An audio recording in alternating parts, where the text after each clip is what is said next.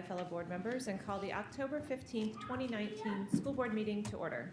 Whether you are in attendance here or watching from another location, my colleagues and I are pleased you took time to join us. We appreciate and applaud your commitment to partnering with us in support of our schools, our students, our staff, and our community.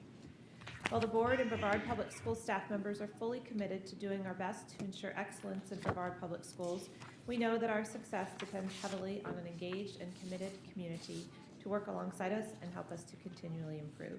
Thank you for being active participants in the process. Pam, roll call, please. Mrs. Belford? Present.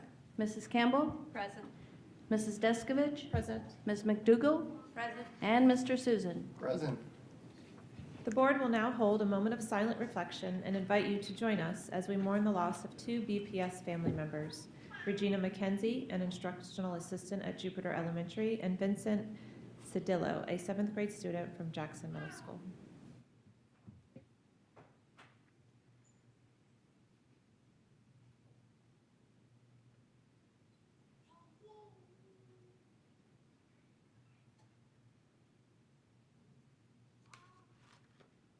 Thank you. Matt Reed, Assistant Superintendent of Government and Community Relations, will lead us in the Pledge of Allegiance.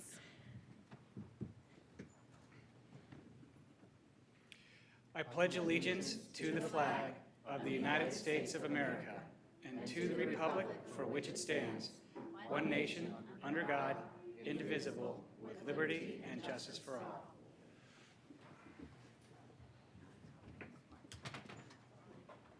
At this time, I'd like to offer my fellow board members and Dr. Mullins an opportunity to recognize students, staff, and members of the community. Ms. Campbell, do you want to start this evening? Sure. I would be happy to. Thank you, Ms. Descovich. So, two of our BPS staff, Jenny Gleason and Javon Blum, have been very busy in the last few weeks and have put on two fantastic events for our parents and community. The first one that I got to attend was the parent leadership meeting, which, by the way, happens, I think, once a month or several times throughout the year. And they have a parent representative from each school. And then the idea is to give information out to our parent leaders, whether it be a PTO president or something like that. And then they go back to their schools and try to encourage that information to go out among the parents. And so this one was a fantastic meeting. We had Dr. Dadlani who works with Who We Play For, who explained, he taught us all how to read EKGs. Oh. So y'all can bring him to me now. No, I'm just kidding. Don't. But he showed us what they're looking for and talked to us about the percentage of heart defects that are caught using EKGs. There's obviously some that don't get caught that way, but so that was great. Also had a team from educational technology talking about focus and encouraging parents, to get signed up for focus. Found out some really interesting statistics that there's actually a good percentage of our district parents who aren't signed up for focus yet. So I hope that our parents will get on to focus, because that's how not only can you see your kids, your students' grades, but their attendance and so many other things. So, but then last Friday, those same two wonderful ladies hosted another event, which was in conjunction with the Brevard Schools Foundation, a poverty simulation. And we had a lot of community leaders here and in this room, and just, we had an hour representing a month, basically 15 minutes a week, where you had to consider real struggles that our community, our students and their parents are going through, whether it be lack of transportation, lack of just money for food and basic needs. How do you, get everywhere you need to go, and the struggles they have with social services and things like that. So they did a fantastic job, and we talked about how we need to get more trainers in the district so that more of our district staff can experience that. It was very meaningful. So hats off to those ladies. I also wanted to just shout out to the Westside Elementary Elite Running Club. Westside Elementary has a great, under the leadership, especially under Miss Rogers' leadership, she's an avid runner herself. They have one of the largest running programs. Whenever Running Zone does a race, they have school teams, and they're one of the biggest ones frequently. And so they had an obstacle fun run on Saturday, and I got out there myself. I was not the last person in my wave. There were 4 people behind me, but just did a great job. They do a great job highlighting health and staying active and involving their parents. And so just kudos to them and to Mr. Tungus, who put the event together. Thank you, Ms. Campbell. Mr. Susan? I had a question. So if I didn't say anything for my 2, could I save that for the next one? You want to do none tonight and 4 at the next No. meeting? Because the next question is, if I do more than 2 tonight, can I just not do some in the future? How many do you have, Mr. Susan? Yeah, how many do you have? 7. No. Oh, man. Nobody. All right. So anyways, I had the honor of speaking with Ms. Coach's class at Eastern Florida State, which is our future educators. And wow, what an exciting group of individuals that are going to take over our schools in the future. And they are very excited to get into what's known as field experience. So a lot of our principals are right now being reached out to so that these teachers can come in and get the field experience that they need inside of the schools. So that was an amazing thing. And if you guys ever get a chance, try to go to one of these classrooms, because these kids, when you talk to them about what is their main why, each one of them says that they want to change the future and give back to their community. That is the true core of an educator. So I want to say thank you to Ms. Coach. I want to say thank you to Rockledge, Sherwood, Suntree, Johnson, Kennedy, and Sable, who had me speak at their faculties. And I reviewed the schools and met with the principals over since the last school board meeting. Did want to say that we just have the most amazing teams behind us all the way through. We have a machine that is now starting to truly get greased and moving forward, and all the way from security to all of our curriculum and everything else. I'm just so proud of what we're doing inside of our districts. But I did want to say thank you to those schools. I did want to say thank you to Kimberly Garton for hosting the Model Student Senate, which all of us should go to in January, where they bring all of the different schools and they act out all the different pieces of legislation for acting out as senators. And this is a great opportunity to see the next leaders inside of our governments, because each one of these kids are Student Government Association presidents and everything else. So Model Student Senate, but Kimberly Garton, what a phenomenal person for our district. She does a lot of these different programs. She deserves a lot of credit for what she does.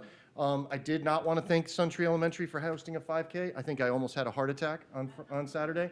I ran the 5K and had made sure that there was a nurse that could perform CPR in the event that I went down. But we did complete that, and I did want to say that I'm looking forward, because that's my first 3 miles of the 26 miles that you guys required of me to run for this marathon thing that we've got going on.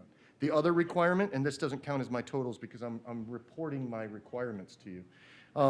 The next one is the book challenge. I have now read 2 books that we have now, and I am now officially going to start presenting my books to a class, and I'm not going to tell you where because it's very embarrassing. They have requested that I sing the summary of the book to them.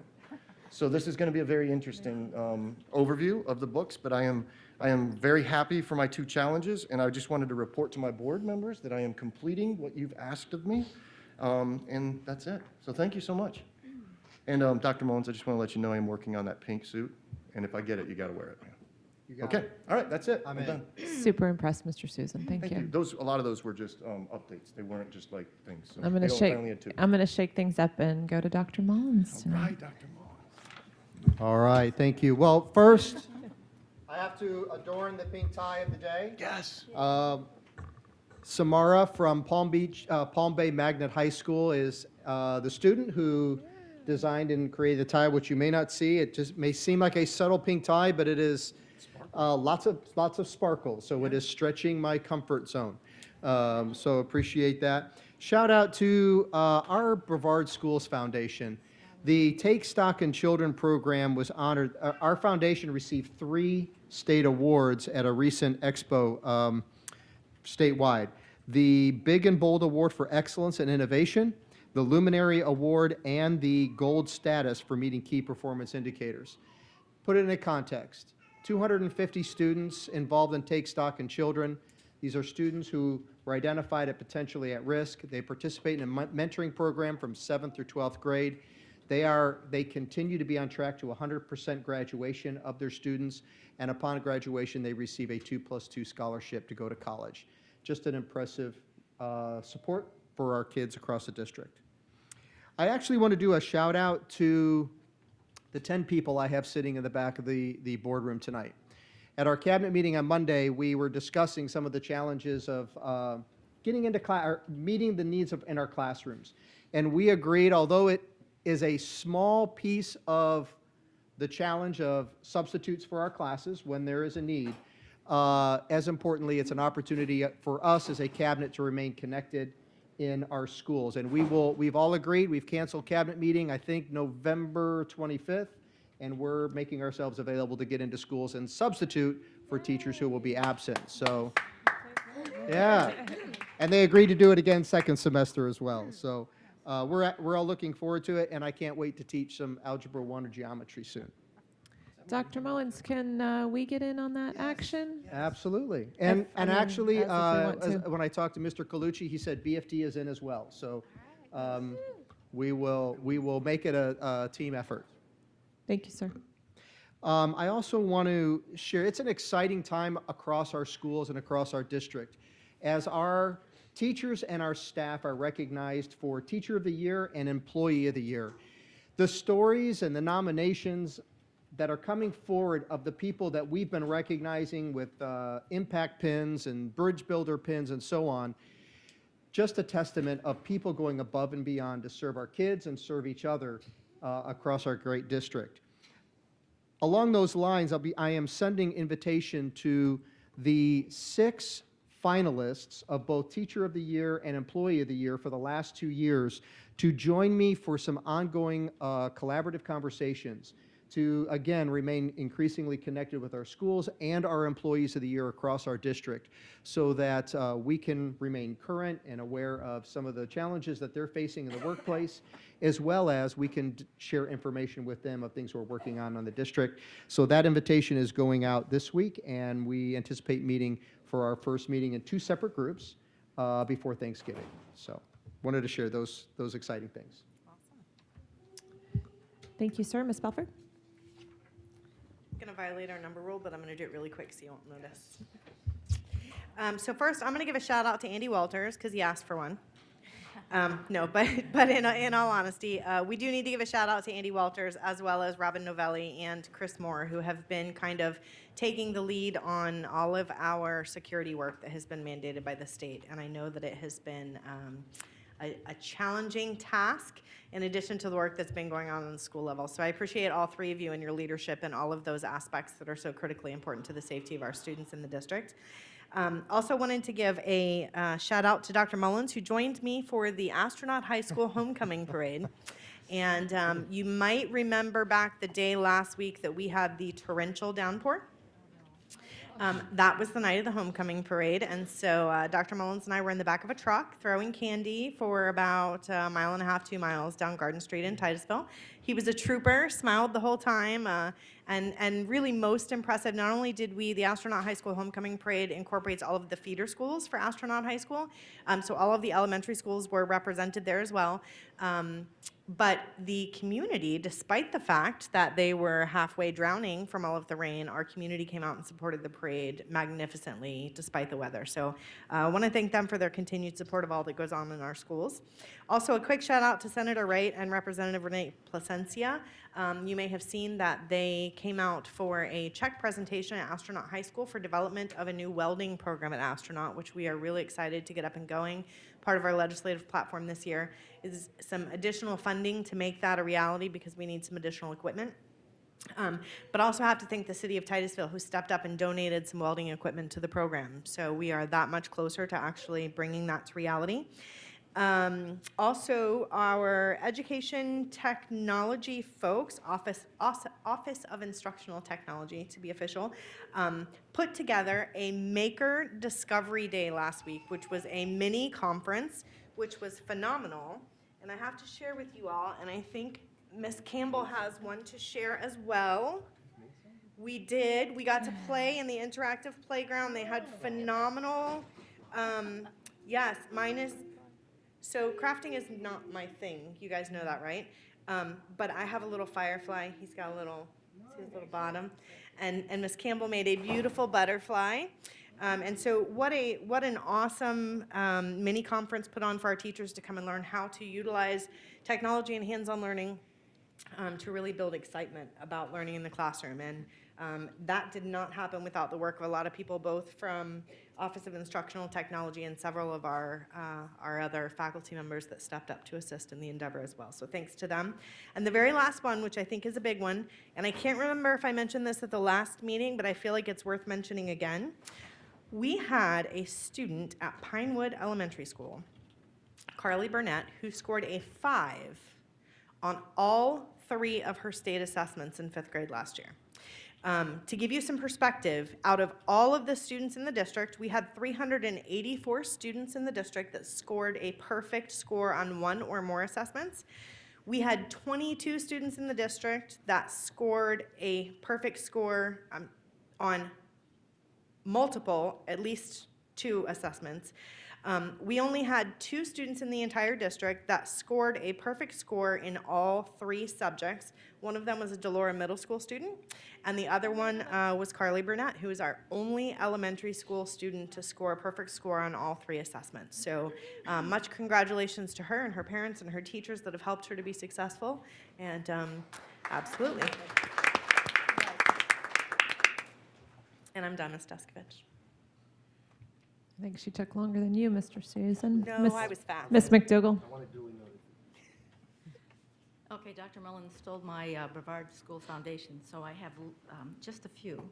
I want to reach out and thank the Mohawk Group, who they're into sustainability. They do some carpeting, and they adopted one of our underserved schools, which is Emma Jewell, in a low economic area, and they put in a solar sunflower. And if you're in the area, you need to go see this. This is amazing. It is a sunflower with solar panels that tracks the sun, and it will close up at night when there is no sun. If the wind gets too high, it closes up too. It will able to send power to a 3-bedroom, 2-bath home, and it's absolutely amazing. I wish all of our schools had that. It's very, very, very, very nice. So again, thanks to the Mohawk Group for partnering with our schools. I really appreciate what they did. This will allow the students to learn about engineering, sustainability, science. They already did it. They had to write why they wanted this and why this would be important in their school. So that was just a wonderful thing. I want to give a shout out to the Golfview. They had a principal tea, which was very interesting to invite the community members there, and that was really nicely done. Along with Dr. Mullins and I were there, and we went and we both wanted to do the flight simulation that they have at that school, and I thought that was way cool. I didn't realize they had that. And literally, you start out like you're flying a plane, and I just thought, oh, I want to do that. And then a really big shout out, and I think most of you all know because I've talked about it enough. This past weekend, the Cocoa High School Choir Chorus was up in New York at Carnegie Hall. They were only one of 4 schools in the country that were performing, and I have it by good authority that it was absolutely amazing.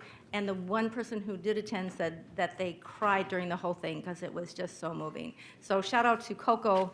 And my last thing is, Mr. Susin, I've read 8 books, and you've only done 2.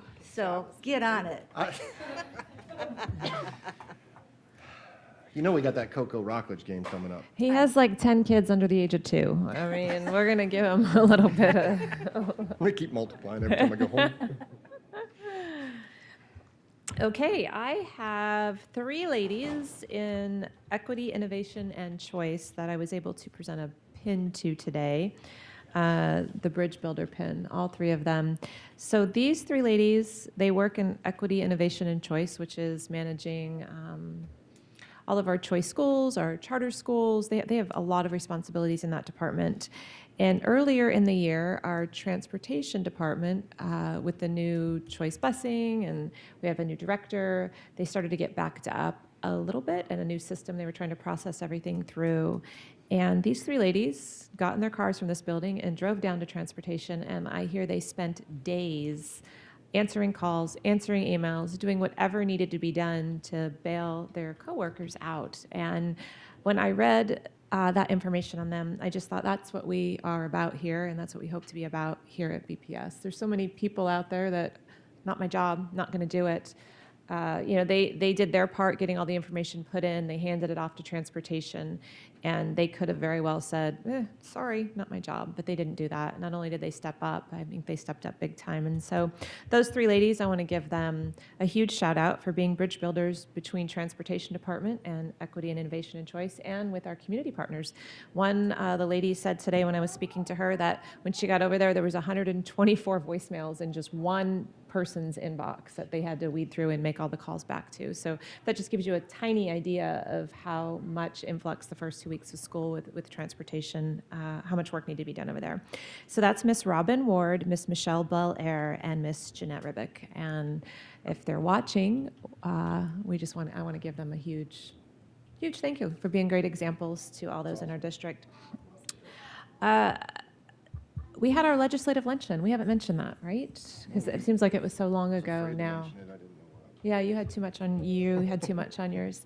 So we want to thank Miss Jackie Angrata, the principal at Edgewood, for hosting every year when our legislative delegation has their delegation meeting for the community. They graciously meet with your school board. We sit down and discuss education, and we present our priorities. And the last couple of years have been remarkable, and they snatch them right up. They're like, I'll take that one, I'll run that bill for you, I'll support that. I don't feel like anything on our list was poo-pooed on, for lack of a better word.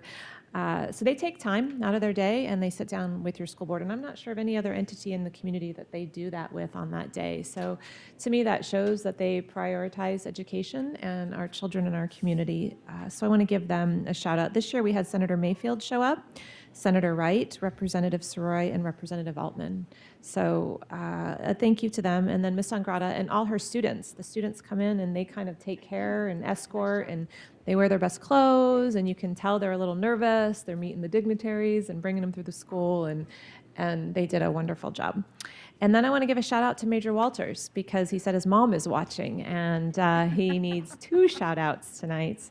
But in all seriousness, we're going to get a presentation a little bit on what's going on in security in our district. And the Margie Stoneman Douglas Commission met this morning in Tallahassee, and to hear issues that others are having, we're not having a lot of those here in Brevard.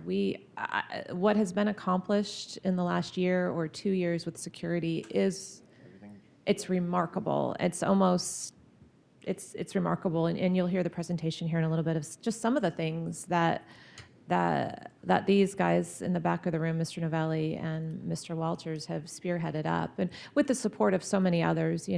Chris Moore at Student Services supports in with the mental health supports. It's all part of security, and it's a whole new world for us. And so within that, I know I've had more than 2 also, Mr. Susin.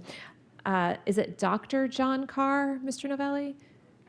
So I don't even know how to explain what this guy does, but it's statistics, basically. It's way out of my wheelhouse, but he took, I'd say, thousands of pages of information and built us a system to be able to analyze it for security reasons. And without getting into too much boring detail, it's been extremely helpful, and it's going to help us be more secure as a district. So I've never met Dr. John Carr, but I hope to meet him soon. I got to see his handiwork today, and if he's out there this evening watching, we want to say thank you so much for that.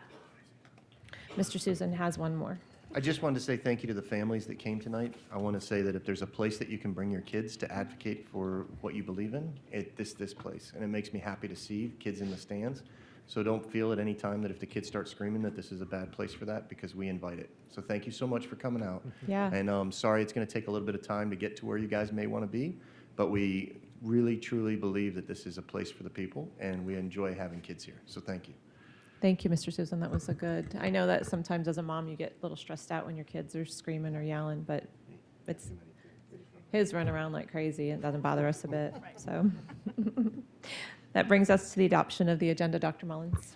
Ms. Descovich and members of the board, on tonight's agenda, we have administrative staff recommendations, 1 presentation, 37 consent items, 6 action items, and 1 board discussion item. You also have the yellow supplemental agenda, which are changes made to the agenda since being released to the public. Item A7 on administrative staff recommendations, F10 on meeting minutes, F11 on student expulsions, and F13 on BPS legislative priorities 2020 received revisions. Item F12 on alternative calendar for 2019-20 due to Hurricane Dorian is an addition. An attachment was added to presentation D8 on the 2019-20 Florida Safe Schools Assessment Tool Report. The item on field trip Jefferson Middle School to Washington, D.C. has been deleted.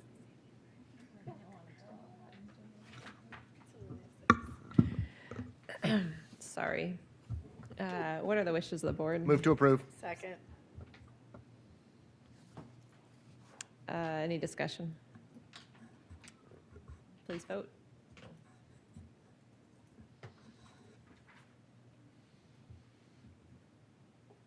Motion passes 5-0. Dr. Mullins, will you please let us know about the administrative staff recommendations? Madam Chair, there are 4 persons on this agenda item for the board to consider. What are the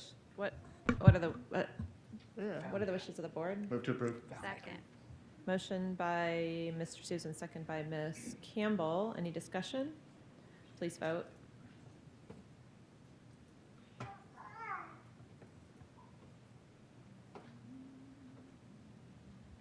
Motion passes 5-0. Dr. Mullins?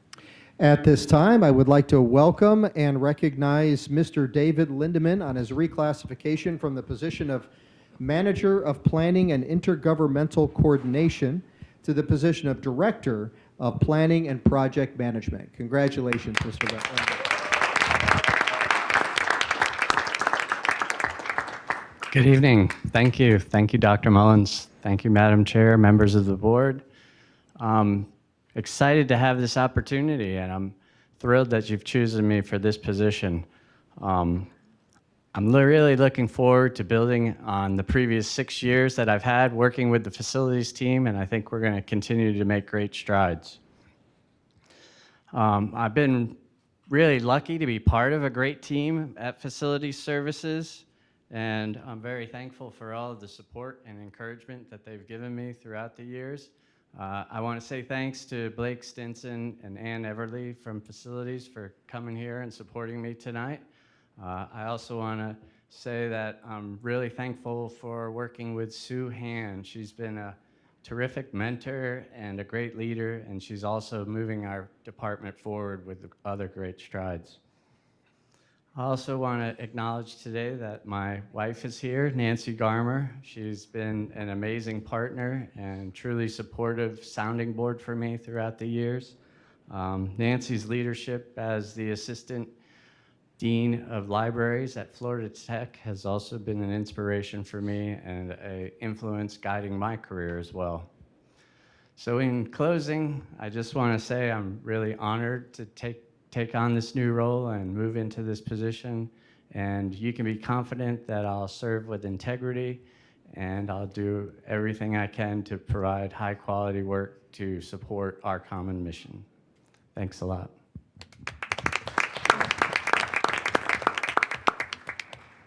Thank you, Mr. Lindemann. That was are these acceptance speeches? Is that what these are? That was pretty impressive. I like the integrity line, and I think we all have confidence in you. We worked with you long enough now to know that you bring your best foot forward all the time. Mr. Susin? Didn't we pass a policy that didn't allow anybody that graduated from University of Florida to be a part of our organization, Dr. Mullins? We make occasional exceptions. I was going to give you a hard time tonight, Dave, but you've done such an amazing job for our district, all the way from your interlocal governmental committee that you had, that you've led, that it's really pulled some groups together that we can collaborate with throughout our municipalities, and your leadership and always taking my calls and my emails that have been bothersome through the years to understand not only facilities, but our boundaries and our attendances. You have a huge portion of our district that you've been a part of, and I wanted to say thank you. And it was a good speech, and it set a good tone, so thank you so much. And we look forward to seeing you. And I like that you cut your hair and that you're wearing a suit today. So this is good stuff. It's towards the right direction, so thank you. And he used the word integrity. He did. He did. Win-win. Okay, now it is time for the presentation portion of our meeting. Dr. Mullins. Mr. Robin Novelli, Chief Operating Officer and the BPS School Safety Specialist, will provide information and recommendations that identify strategies and activities that should be implemented in order to address the Florida Safe Schools Assessment Tool findings and improve school safety and security. Mr. Novelli. Thank you, Dr. Mullins.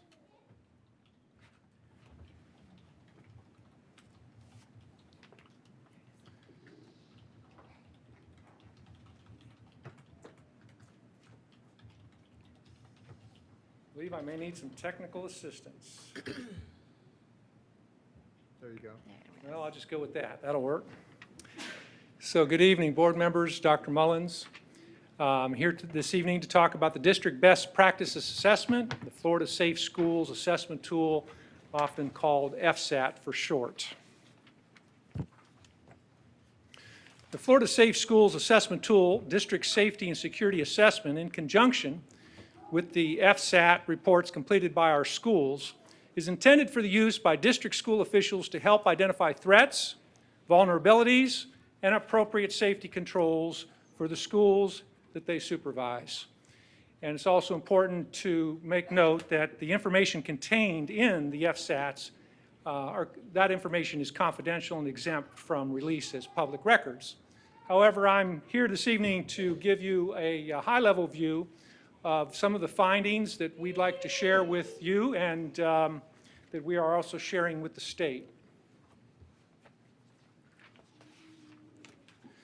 First of all, I want to congratulate our principals. So we have a total of 105 sites, including charter schools, where our principals needed to fill out this report. And this was something they started working on in June, and they completed the project prior to the deadline, and I was able to report to the state on October 1st that all 105 sites had completed this report.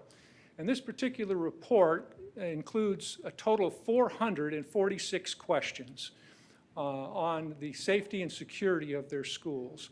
It includes a campus tour where local emergency personnel such as law enforcement and fire department personnel join the principal on the campus to take a look at how the school's functioning also during the school day, when students arrive, during the school day, when school dismisses, as well as in the evening times.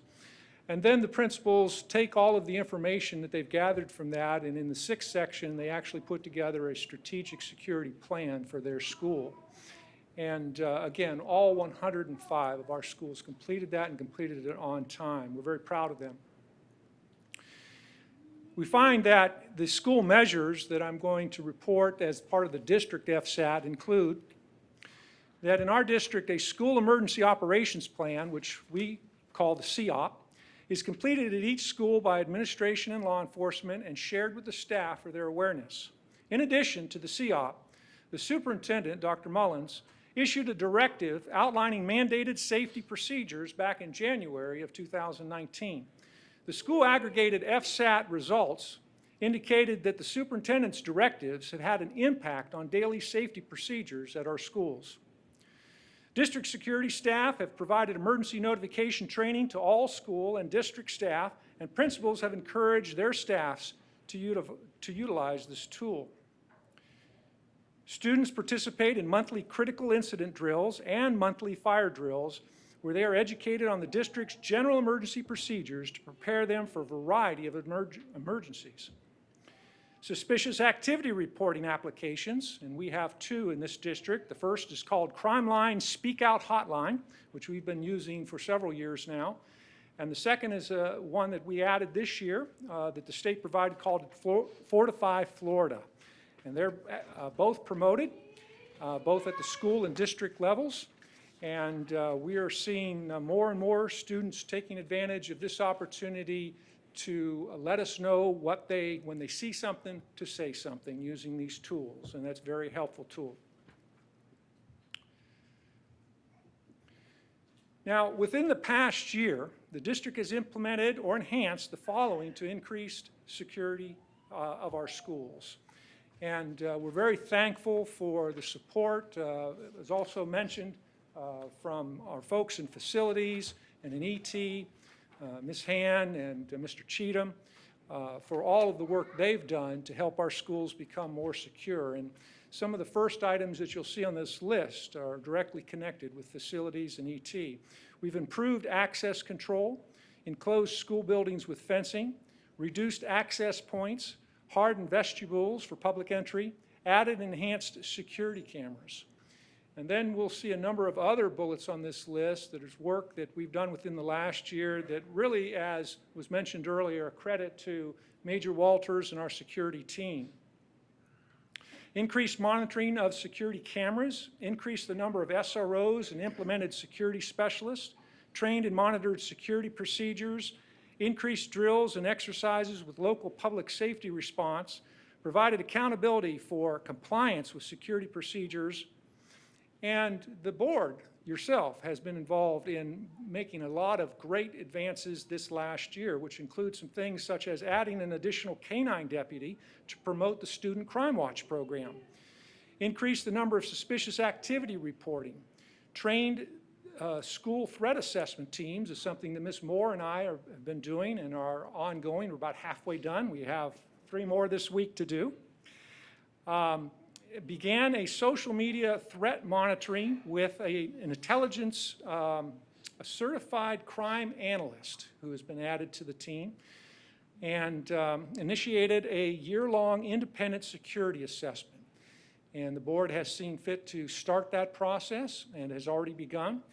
And within the next several months, we'll have from that independent security assessment further recommendations to come to you with. And we've also implemented a notification system, and that system is called the RAVE panic button.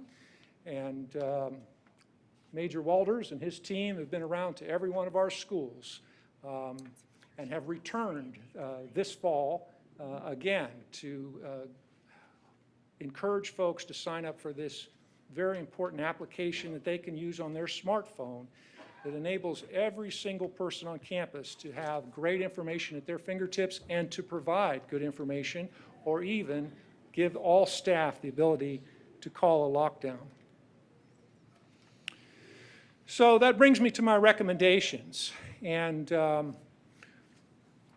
as part of the recommendation, I mentioned earlier the superintendent had issued a mandated some procedures last January. And so one of our recommendations here is that the superintendent should reissue the mandatory procedures regarding the MSD Commission recommendations that he first provided last January and discuss these directives during a leadership team meeting, and to do that by the end of the semester. And secondly, our Director of District and School Security, Major Walters, will be addressing principals during our next leadership team meeting. That's in 10 days from now. And he will be reviewing key FSET questions where data analysis reveals that there may have been some misunderstandings or improper implementations, and make sure that our principals are straight on those things. We will continue to work with the security consultant to provide an independent appraisal of safety measures already in place and recommendations for enhancing those measures, with improvements at the building and district level to be completed by the end of this school year. And we will continue the upgrading and installing of additional security video cameras to work in conjunction with RAVE and Mutual Link to further improve law enforcement's access to camera system for live viewing from remote off-campus locations. In addition to that, by analyzing the data that the principals submitted, we believe that it would be a good recommendation to determine funding sources and install safety and security window film tinting that many of our principals are asking for. Also, to determine funding sources for upgrading and replacing locks throughout the district as needed, and to determine funding sources for intercom replacement upgrades for schools where needed in order to effectively communicate during an emergency. Again, our principals are to be thanked, and we certainly appreciate the hard work that they have done to make this assessment possible. I know I speak for myself, and they have my personal gratitude. It was quite a job to do. But our principals, in conjunction with local law enforcement that we also appreciate, we have the sheriff's office as well as 10 different municipalities that work together with our principals. And our district office of security and facilities and educational technology, and I have to include student services as well as leading and learning, we all work together on this, have made substantial improvements in school safety. However, there is work that still needs to be done. And so the approval of the recommendations presented will continue improving school and district safety and security. And at this time, if you have any questions or if there's anything you'd like to discuss about the report, thank you. Thank you, Mr. Novelli. Who would like to start?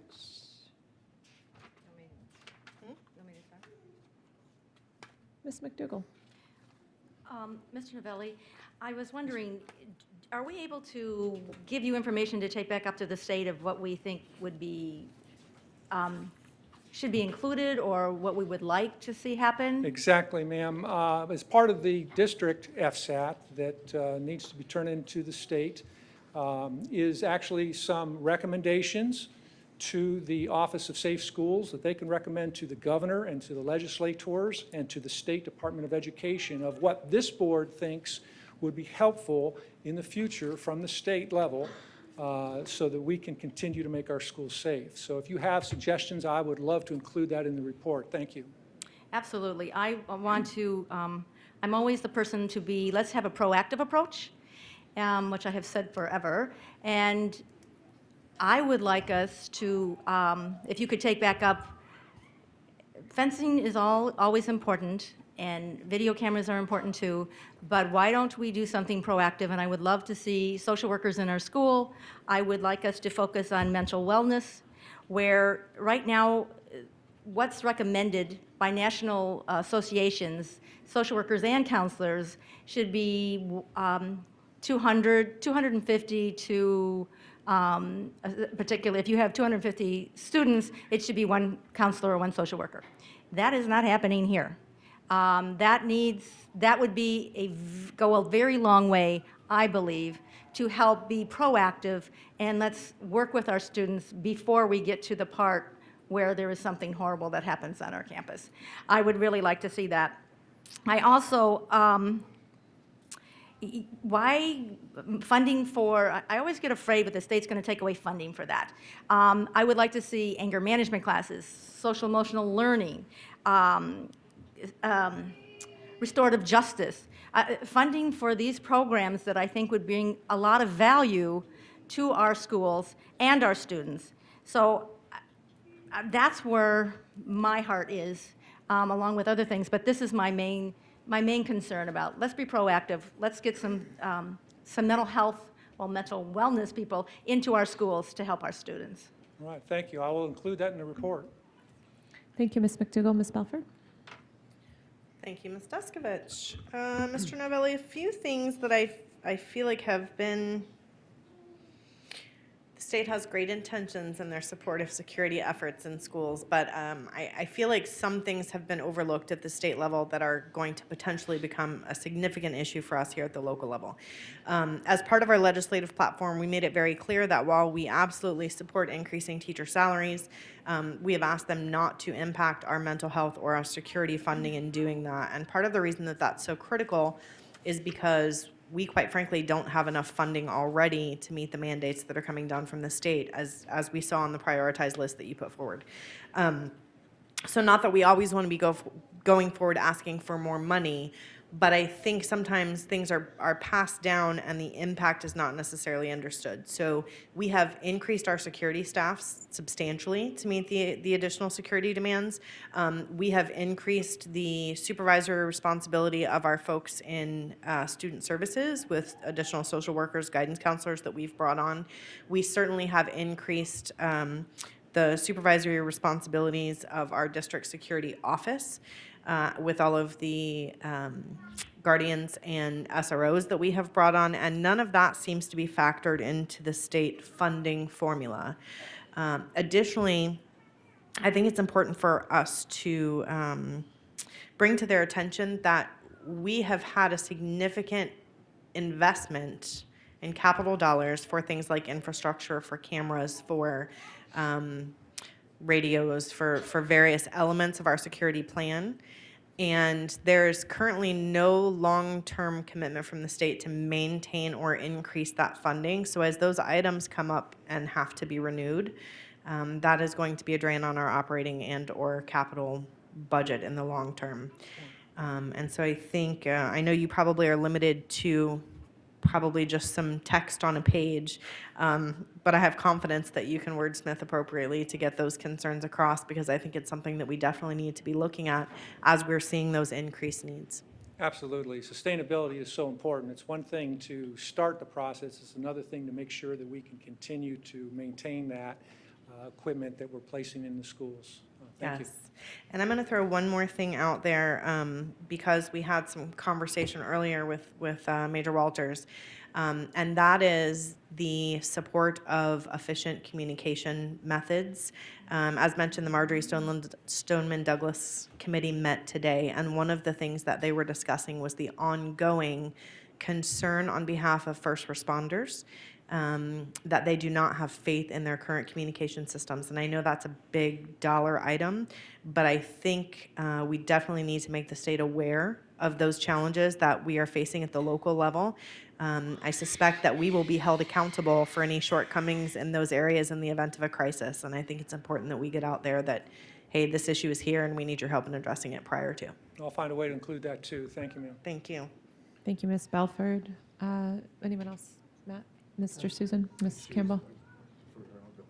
Thank you, just to borrow from our legislative agenda that we're going to be voting on later this evening, one of the things Ms. Belford already referred to, which is we don't want to see the, while we want to see the increase in operating budget so we can, put that towards salaries, we don't want to see that to come from a decrease in our mental health funding, because that's come a long way, and our security funding, which has come a long way. But there was another thing that is on our legislative agenda, and I thought it would be important just to add it, but also to take this time to kind of explain it too, because it can seem maybe a little contradictory.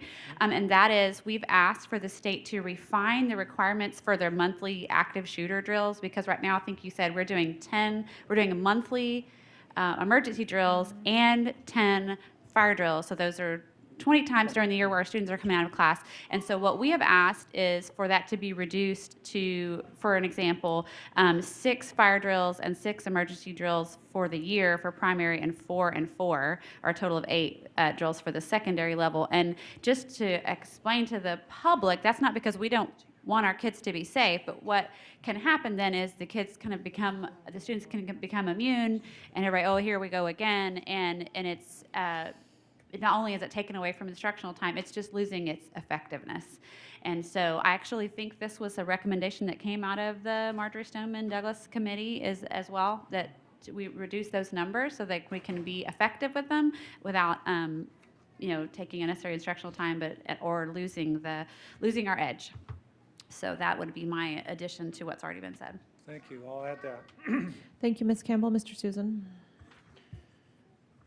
Mr. Novelli, I think I have 3 things, one for the state, one for the county, 2 for the state, 1 for the county, and 1 local for us. Okay. The first one is that we have the FSAT analytics tool that we had, that we filled out. And as you had duly noted, that it was more of an input type of a tool, that we were not able to aggregate the data so that we could then perform all kinds of evaluations of what we have.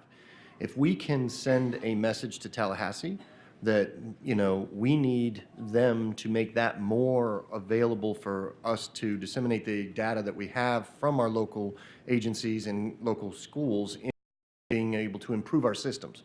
Thank goodness we had Mr. Carr, who was able to take that data, create what we have now is probably one of the best programs in the state, to look at it, but there's a lot of other counties that don't.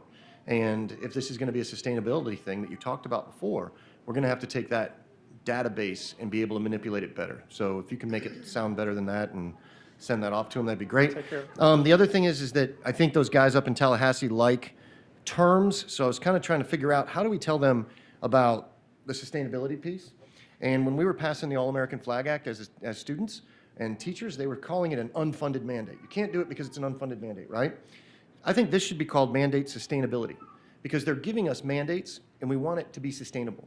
So when we say that they're going to give us, so mandate sustainability could be a coined term when we're going in to talk about the cameras and everybody else and the manpower behind, I mean, the infinite things that we have, social workers and everything else. So I think mandate sustainability, along with if you can get them to understand, because if we can't aggregate the data on our end, what are they doing with that FSAT tool up in Tallahassee? That's the key. From a countywide perspective, I know I'm kind of shifting gears here, but it's something that I just wanted to say. We need to start focusing on maybe asking our local municipalities who have not provided SROs inside of our schools to start putting together some kind of a plan for SROs, because we have great municipalities that put together great programs. Not that Mr. Walters needs a bigger head in the back, but the thing is that we, the sheriff has put together a very aggressive program to attract more SROs, and I don't see the same program being given to some of our other municipalities. And I would like to see some kind of a collaboration or an effort on some of our other schools, because that is our number one issue that we would like to bring forward. And I know, Dr. Mullins, that was one of your things you preached. We have to have SROs in every school. And I was with a couple of my schools that are in the O'Galley area that we have security specialists in, but we don't have SROs. And when I spoke to some of the SROs, they said, you know, the county has done a great job. So maybe that's something that they can do. And then locally, one of the things that when I looked through this, I'm sorry I didn't bring it up earlier, one of the concerns I have is the front office when we come in. There's that accessibility point with the low counter. If we can look at some kind of a barrier that's better. Do you guys have that inside your schools also? Some of us, the new ones are. The new ones are good, but the older ones they have a low counter and stuff like that. If there was, without explaining further to show any kind of an issue, that would be my top issue that I would like to bring to, as far as locally, that we could use some part of our security plan. And with that, I am done. And Mrs. Descovich? I think we're working on closing, I mean, a couple of my schools are closed in, right? I mean, we're working on that. Yes, That's ma'am. on the. Is that a countywide? We're going to go to each school and make sure that they're sealed off? I will turn to Sue Han. Thumbs up, thumbs down? Oh. So if we can just add that as part of our infinite things that I give you, Sue, that'd be great. Part of that will be evaluated with the external assessment that's going on. We'll be bringing Is back. that why maybe we recommendations. pause? Perfect, thank you. Makes sense. So everyone had excellent input and comments. Thank you all so much. If I just could add, and I don't know how to shame them, but the state of Arkansas has paid for the entire state, every school in the state, for the RAVE app that we've put forth. I believe 500,000, 250,000 or 200,000. Just under 200. Annually, it's 200, but initially it was even more, right? It was Yeah. it was just under $200,000 to start it, and then I don't remember what the annual maintenance fee is. It's a substantial cost for us and other districts, and we've had to hire someone, so human capital, to monitor it, and I think Dr. Mullins had said we've doubled our security staff in the last 2 years, and tripled. Good grief. We're in a great place. We're doing great things, but we cannot sustain this without the continued support. So sustainability of capital, that was said, but also the human capital so that we can keep the social workers and the SROs and the support staff to support these employees that we have. Support with the communication app, because there are districts, especially our small rural districts, that can't afford. Their budgets are so small. They can't afford to fund something, and we even have some smaller charter schools that are wondering how to handle the communication. If the state, I know they like to have specific things to pay for. They feel like if they just give us money, we're going to waste it. So that's a very specific item that I think that they might be willing to support. And then I just want to thank you and your team and our principals for all the work that they put into filling out those 446 detailed questions on the security of their schools. I'm grateful to everyone in our district that is doing their job in security. And I forgot in the shout outs to mention our school safety and security specialists. I spent the day with them yesterday for their quarterly training, and they're ready. They're ready to do their job when necessary, and they're good men and one woman, but they're good. They're good men, and the single lady that was in the room. that understand their role in the schools, and they understand what they've been hired to do. And so I think we've made a good decision with them. I felt more confident than ever yesterday sitting with them that we've made some good choices there. So thank you, sir. All right, thank you. Ms. Descovich, if I may. Yeah, oh, sorry, Dr. Mullins. I just want to echo the appreciation and the thanks. The reality is that creating a culture and an environment as dynamic as ours, almost 80 miles long, 105 places of learning, and ensuring that safety is a priority. Culture doesn't happen with fences and cameras and devices and so on. A culture committed to safety utilizes those tools, but it takes leadership. And the leadership of the 10 people in the back of the room that have been the district's champions to support our principals and assistant principals, our guidance counselors, our social workers, our teachers, our instructional assistants, all to come around and build what I believe is the soundest culture committed to safety and security of our, not just our students, but each other as staff, is bar none the best in the state. Everywhere I go, when I visit schools, the commitment is unrelenting, and the commitment is true to fidelity, and it is true to integrity. And every single cabinet member in the back of that room has taken on significant roles and responsibilities for district-wide security. And that is the only reason I can rest well at night, knowing that the men and women that lead our district, that support our schools across our district, that we are doing what we are for our kids and our community. So I just had to add my own 2 cents. Thank you.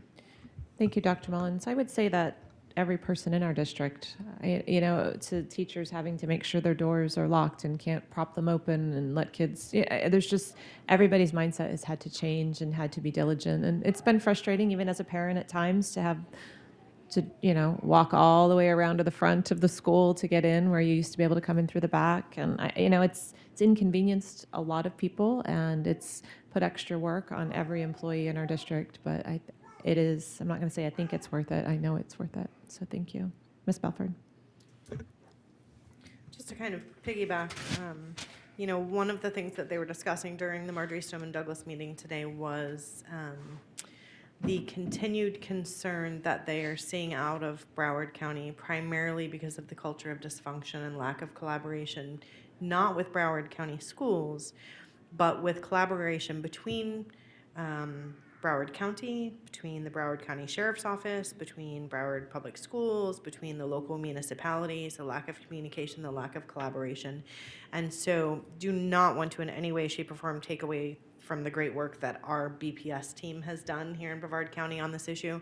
But I think we also have to take a moment to be thankful for the great relationships that we have with our community partners. With the Brevard County Sheriff's Office, with our county leadership, with the chiefs of police throughout the district, with the fire departments, with just everyone that really has to come together to support safety of students. And I think we are really blessed in Brevard County to have a great culture of collaboration and focus and commitment to student safety and working together to get there. And so just didn't want to miss thanking them for being the great partners that they are. Hear, hear. Okay, any more comments? Thank you, Mr. Novelli, wherever. Appreciate it. We are now into the public comment section of our meeting. The School Board Policy 0169.1 limits to 30 minutes the portion of the meeting during which the public is invited to participate. We can extend that by a vote of the board. We have 6 actual speakers signed up this evening. Each speaker is limited to 3 minutes. We have a clock in front of me to help you keep track of your time. When your time is over, you will be asked to stop and allow the next speaker his or her turn. Always keep in mind that reasonable decorum is expected at all times, and your statement should be directed to the board chairman. The chairman may interrupt, warn, or terminate a participant's statement when time is up, personally directed, abusive, obscene, or irrelevant. Should an individual not observe proper etiquette, the chairman may request the individual leave the meeting. Let's all encourage an environment appropriate for our children who are present and may be watching from home. Our first three speakers this evening are Anthony Colucci, followed by Vanessa Skipper, followed by Tiki Fiol. Hopefully I got that right. Mr. Colucci?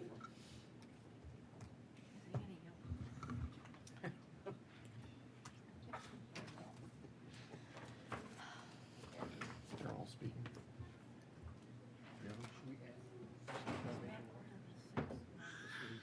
Just two of them. One's got to hold the cameras. There's 6 real people Should I get and the kids then 2 water? fakes. Matt has two fakes now. My name is Anthony Colucci. I'm the president of the Brevard Federation of Teachers.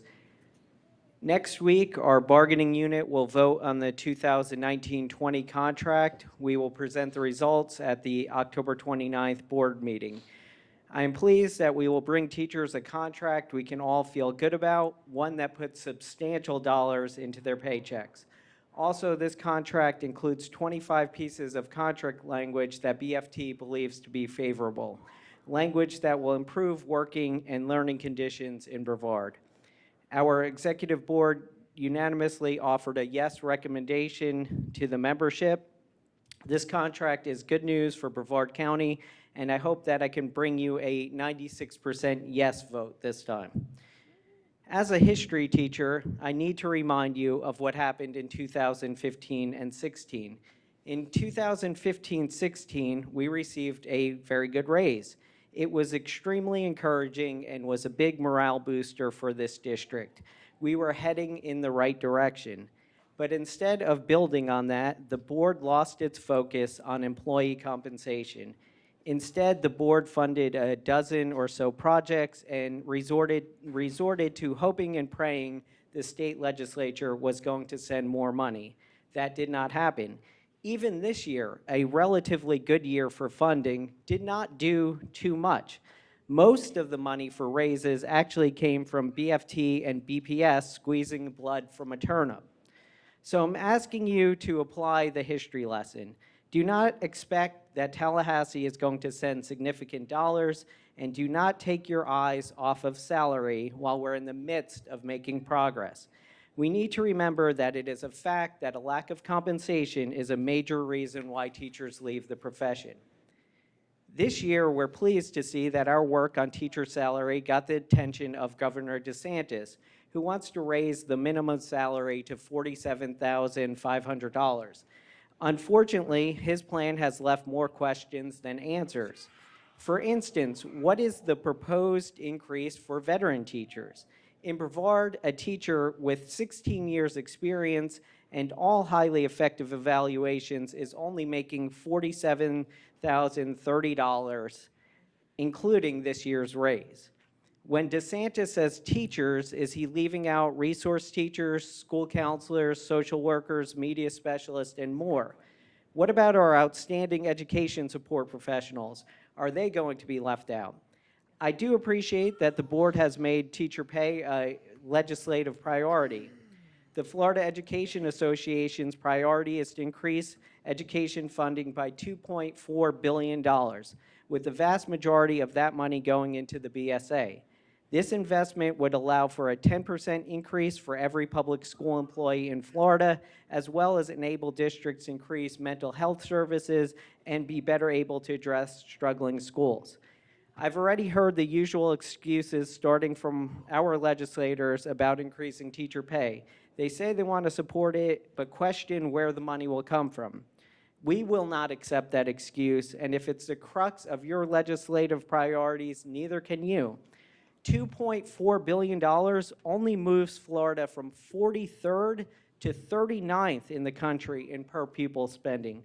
So if our local legislators give us excuse, then I say we send them on a field trip to visit the other 38 states who are doing better so they can figure it out. Our union will tirelessly advocate for funding. I'm asking that you do the same, but also plan for the worst. Make a plan that continues moving us in the right direction with salary, even if the legislature does not provide additional funding. Thank you. Thank you, Mr. Colucci.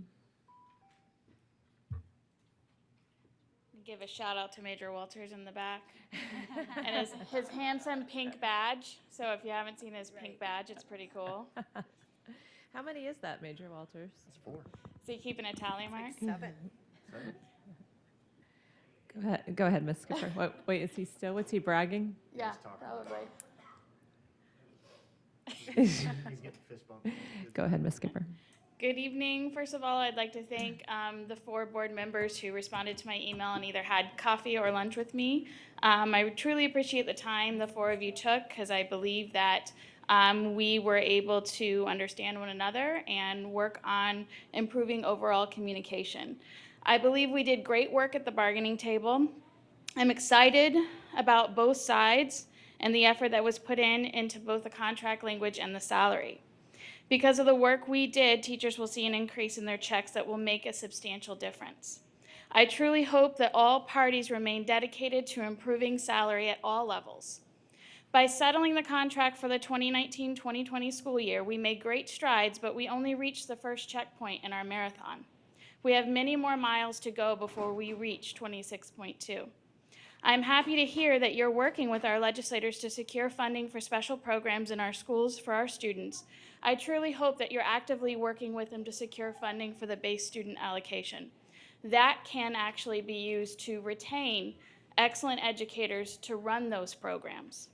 Florida now sits in the bottom 10 states nationally in per student funding and in pay for our teachers, school counselors, school social workers, media specialists, and let's not forget about our support staff, our teachers' aides, bus drivers, food service workers, custodians, office staff, and other employees essential to our schools. While we are grateful that Governor DeSantis has begun the conversation around increasing salary, a push that I believe would not have come without advocating for ourselves, our profession, we must not leave anyone behind. And the way we don't leave anybody behind is with an increase to the base student allocation. So with the same ribbon-cutting dedication, I hope you're advocating for base student allocation. After a decade of neglect, where base student funding has fallen by more than $745 per student in inflation-adjusted dollars since the 2007-2008 school year, BFT is proud to stand with the Florida Education Association in calling for a decade of progress for public schools. This means a $22 billion investment over 10 years. I know that sounds like a lot, but we didn't get into this problem or this big, huge mess overnight. We don't expect to get out of it.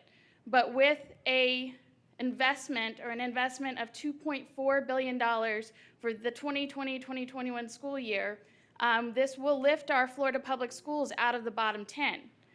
We need to get out of the basement of national funding. Our students deserve more, our teachers deserve more. And in that effort, I hope you will join us in the many events we have planned starting on November 12th and then January 13th, and in the advocating of our legislators to do the right thing. Fund our future. Thank you. Thank you, Ms. Skipper. I want to address that. We can do it at the end, maybe? Is that okay? Yeah, let's get through. We only have 6 speakers. Tiki Feel? Did I get that right? I'm impressed. Nobody ever gets that correct. Well, did you look at my name? You feel my pain.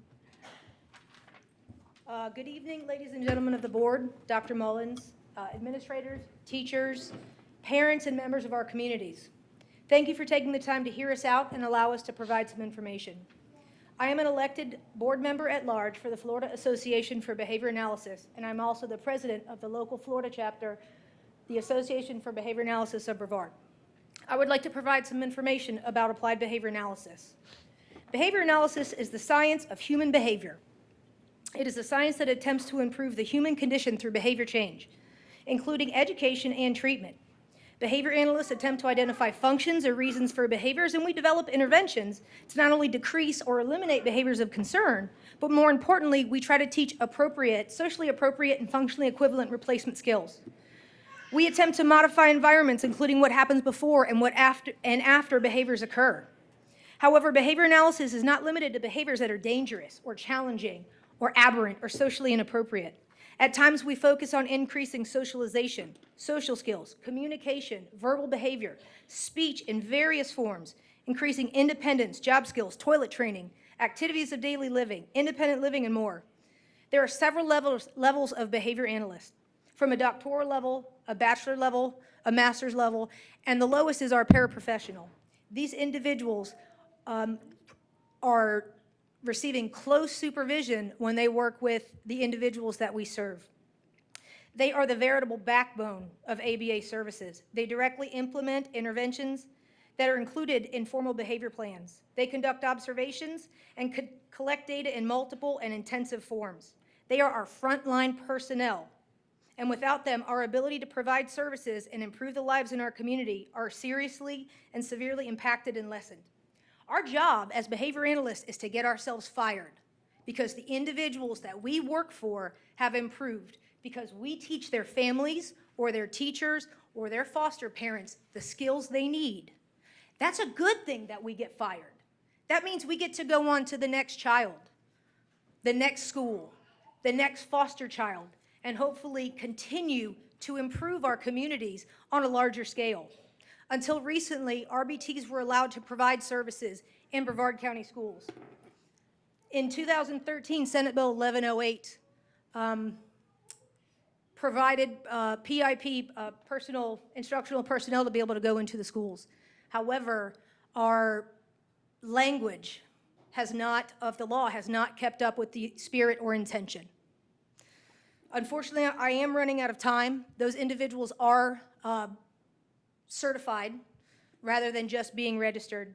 Brevard County is known as being a leader through the space industry, and I think we are willing to work together to ensure that every student is provided with excellence as a standard and not just limited to 1 hour a week or less services or a complete elimination. Thank you very much. Thank you, ma'am.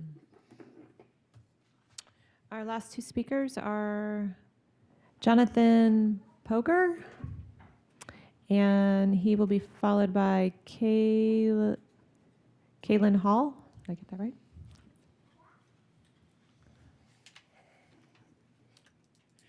Good evening, ladies and gentlemen of the board. I would like to share our son Andrew's story and what an RBT means to not only Andrew, but to our family as well. Andrew was a normal, functioning, happy, healthy, bright, cheerful, fun-loving, typical 4-year-old who graduated from preschool. He loved movies, cartoons, Legos, puzzles, bedtime stories, birthday parties, trip to the zoo and theme parks, and would tote his favorite stuffed animal, Winnie the Pooh, everywhere. He spoke of becoming an astronaut and loved dressing up in a spacesuit. He enjoyed team sports, played soccer and t-ball. He adored his baby sister, Ava, and would tell others that he is Andrew Tyler Pogar, the best big brother ever.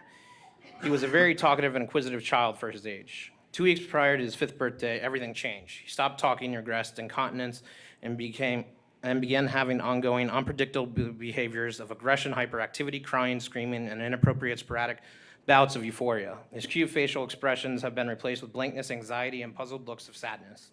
His once happy, fun-loving, gentle personality has disappeared. He has to be sedated every night with meds in order to sleep.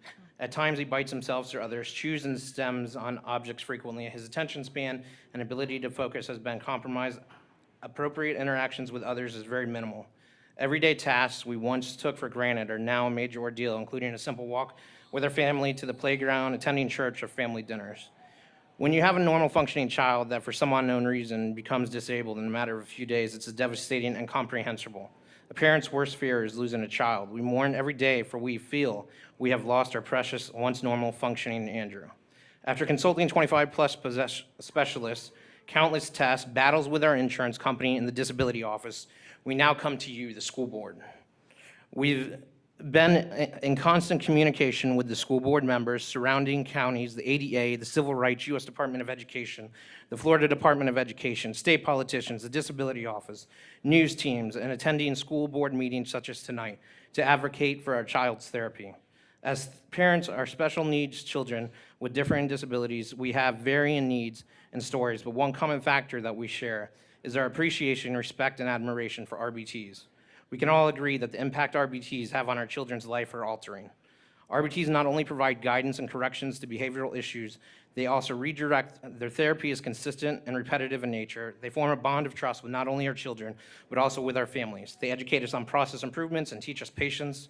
RBTs serve as our eyes, ears, and voices for our children. Our son has provided more speech to our RBT than he has to our SLP.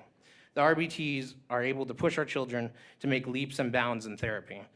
As a result of the school board decision to remove the RBTs, our therapist has rearranged her schedule, limiting her availability, and our son losing 9 hours of therapy. We ask that you consider the decision on the vote as one that will not only have a large impact on your constituents and their children, but not impact taxpayers' wallets. These children are requiring life-altering, medically necessary prescribed therapy. We ask that you choose to serve every student with excellence and standard, as a standard. Thank you, sir. Thank you. Ms. Hall?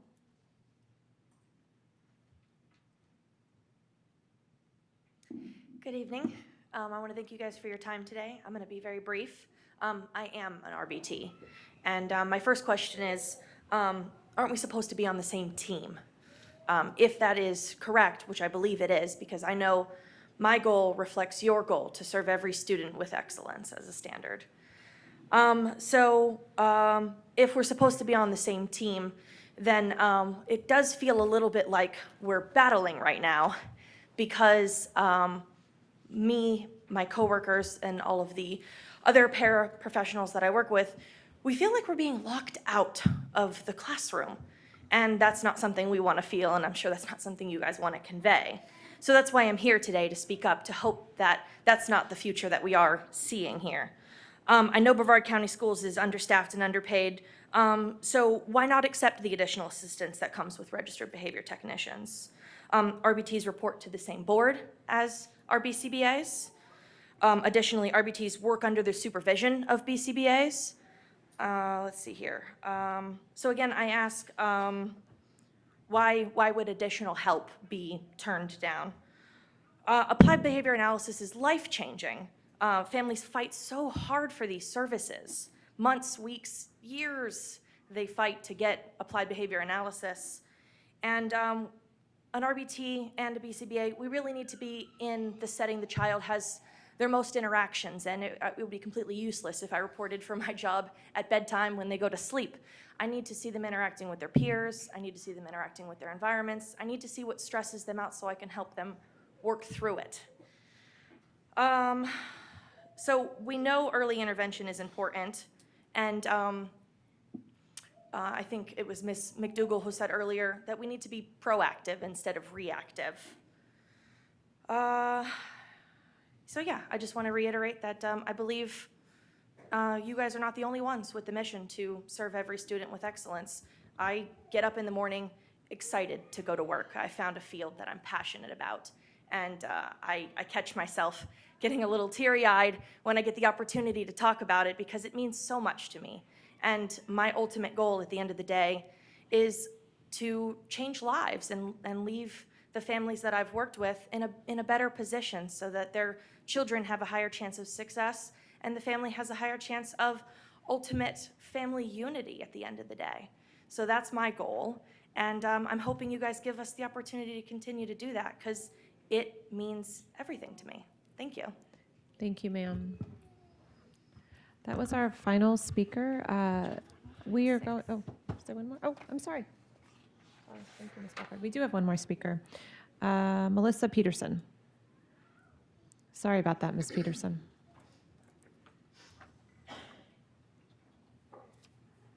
And I hadn't actually intended to talk tonight, so bear with me. I don't have anything Okay. planned out. So just to introduce myself, my name is Melissa Peterson. I am an RBT. I have my bachelor's in psychology with a focus on child and adolescent development, and I'm enrolled at FIT for my BCABA. Nice. But that's not why I'm here tonight. I'm here to advocate for my stepson, who is on the spectrum, who has lost his services, who has regressed. He's in a classroom this year. From kindergarten to 6th grade, he was in one school. From kindergarten to 3rd grade, he got ABA services through the school. They dropped that. So we're like, that's fine. We will pay for our therapist to come, assist the teacher, help him succeed, help the teacher succeed. So 4th through 6th grade, we got some pushback, and sometimes we had to wait for months before all the paperwork went through, but they allowed us to have our RBT come work with him. 7th grade, he's in a brand new school. His teacher, this is her first time teaching special education. She doesn't even have an earning system set up for these kids, right?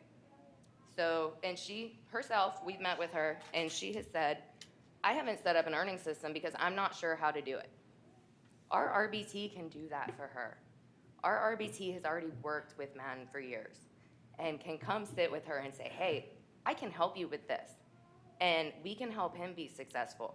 The more that my son is off task and being disruptive, the less he's learning. And the less everyone around him is learning. He's disrupting the whole class, and it's the same for all the kids. He's in an all-inclusive class. None of those kids are allowed to get any services right now. So they're all sitting there with a teacher that knows nothing about behavior. It's her first year. She's stressed out, and we're not able to give her the assistance that she needs because our hands are tied. So now all these kids are suffering. She's suffering.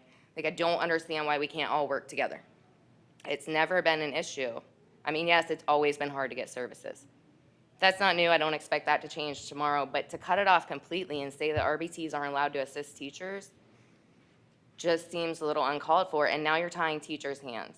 And the kids are being sacrificed with their education and their behavior. Like, we've put a lot of work into getting him to where he will sit at a desk. And he will be on task for 15 to 20 minutes. And now he's regressing in the last 3 months with no services to where he's not sitting at a desk for 5 or 10 minutes even, where we had him up here. So now if we do actually get services back, we have to build that back up now. He's gone from up here to down here. And I just don't think that's fair. And that's my whole unplanned speech. Thank you. It's actually pretty good. So all of you that came to address the RBT, if you've looked at the agenda, we are going to have a discussion about that a little bit later on the agenda. So if a board member wants to respond to any issue other than that, let's go ahead and do that.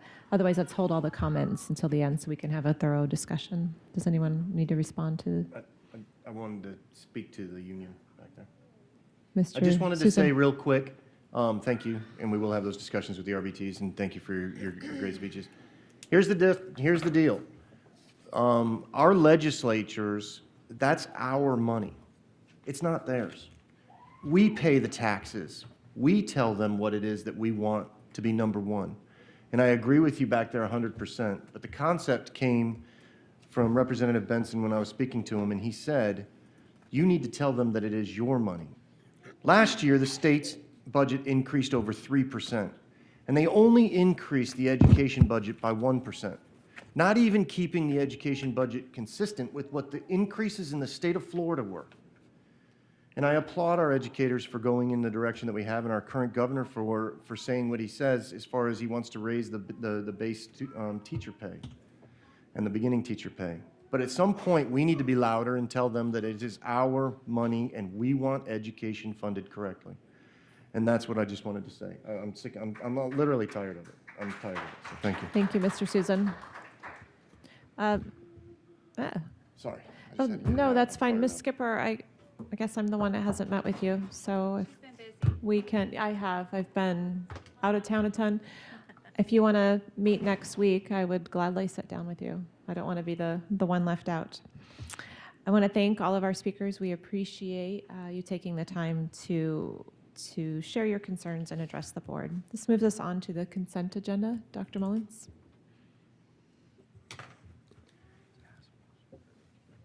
There are 37 agenda items under this category, 2 with prior information. Does any board member wish to pull any of these items? I'd like to pull number 45, please. Pam, will you pull F45, please? Any other items to be pulled? I'll entertain a motion to accept the consent items with the exception of F45.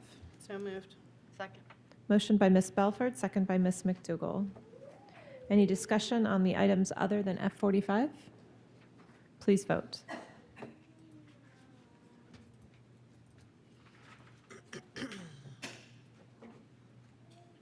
Motion passes 5-0. Need a motion for F45? Move to approve. Second. Motion by Ms. Campbell, second by Mr. Susan. Open for discussion, Ms. Campbell. All right, Thank you. I just wanted to take a moment to talk about, I don't even know if I necessarily have any questions, but yes. Come. So air conditioning is not our favorite thing to talk about because we like to talk about student achievement and career preparation and getting ready for college and the things that are, daily. But the truth is air conditioning is just a reality of our world in Florida that impacts the educational process. So along the school row in West Melbourne, we are 3 schools there on the Wingate Road have had some really big challenges in air conditioning this year, and not only has it caused it's caused problems with our teachers and our students and our parents getting upset, and we've had the city council members getting contacting us, and I just want to thank you, Ms. Han and your team, Jim Ross and Dave Salanti, for not only finding solutions to the problem temporarily, but being so good at communicating. And I think this has been most important. I mean, it's bad enough on the days with the air conditioning's not been working, but that, to not know why, it's more frustrating. And you guys have done a good job building up that communication and making sure everybody knows. But what we have done to fix it is temporary.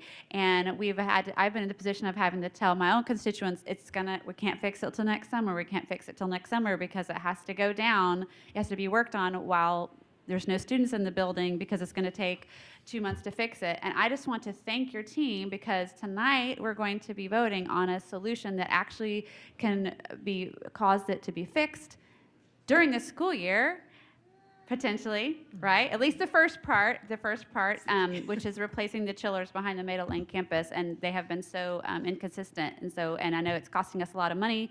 Mr. Bradley's not here, but it's been costing us a lot of money to rent the temporary chiller, and so thank you, first of all, for finding a way for us to fix this problem before next summer, and then also for adding into the agenda item the future possibilities. And would you mind kind of telling us, it's already on the agenda, kind of explaining because the people in West Melbourne, this is really important for us. Yes, ma'am. Thank you for the opportunity to talk about this.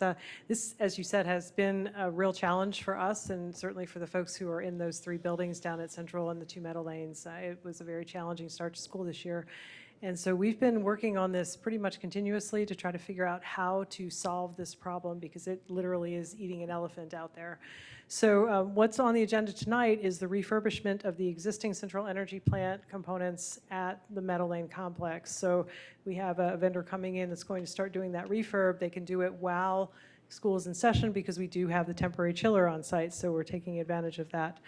At your next board meeting, you'll see an item for cooling tower refurbishment, as well as for some additional refurbishment of other components of the central energy plant, as well as design services for the typical summer projects. So we'll be doing electric and plumbing and all of that stuff in the air conditioning units in the schools.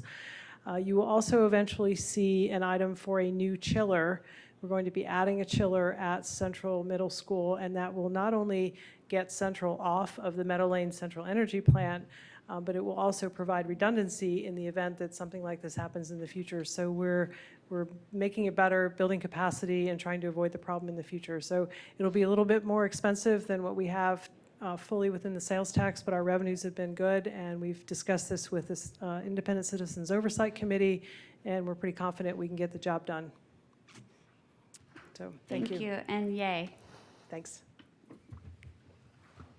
Thank you, Ms. Ham. Any more discussion on F45? Can we vote, or do we need a voice vote? We can vote. Okay, please vote.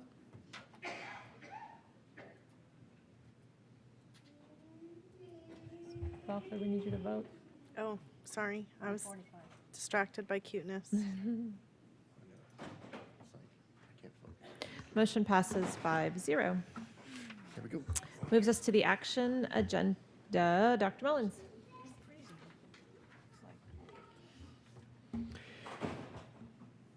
Ms. Descovich, there are a total of 6 action items on this evening's agenda. The first 4 are for board confirmation that the request from board members Ms. Campbell, Ms. McDougall, Mr. Susin, and Ms. Belford to attend the FSBA Annual Joint Conference on December 3rd through the 5th, 2019 is for official school board business, and that their requests comply with the rules of the State Board of Education. Additionally, per section 1001.39, subsection 1 of the Florida statutes, the public must have an opportunity to speak on each specific travel agenda item. Okay. Oop. If you all will bear with me, we have to just go through some of this procedurally according to the new state law. So we're going to begin with Ms. Campbell's request. Is there anyone present who wishes to address her request to attend the FSBA conference in December?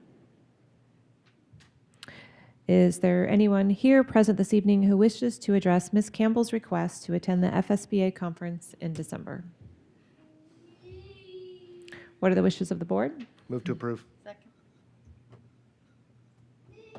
Motion by Mr. Susin, second by Ms. McDougall. Please vote.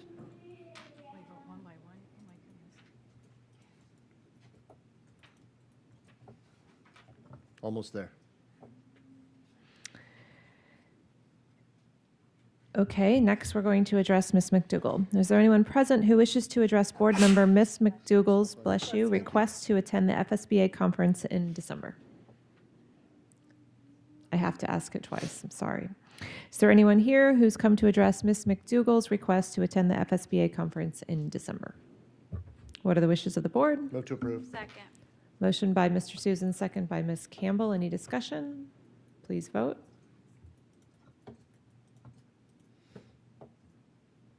Motion passes 5-0. Is there anyone here present who wishes to address board member Mr. Susan's request to attend the FSBA conference in December? Ms. Skipper? Peanut gallery. Is there anyone present who wishes to address board member Mr. Susan's request to attend the FSBA conference in December? What are the wishes of the board? Move to approve. Second. Motion, you Can can't. Can he do his own? I'm not voting. I can answer my own. I overruled that. Motion by Ms. Campbell. Was that not official Robert's rules? Motion by Ms. Campbell, second by Mr. McDougall. It was a tie. Ms. McDougall. Any discussion? Please vote.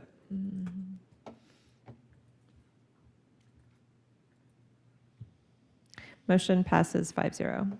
Is there anyone present who wishes to address board member Ms. Belford's request to attend FSBA conference in December? Is there anyone present who wishes to address board member Mrs. Belford's request to attend the FSBA conference in December? What are the wishes of the board? Move to approve. Motion by Mr. Susan, second by Ms. McDougall. Any discussion? Please vote.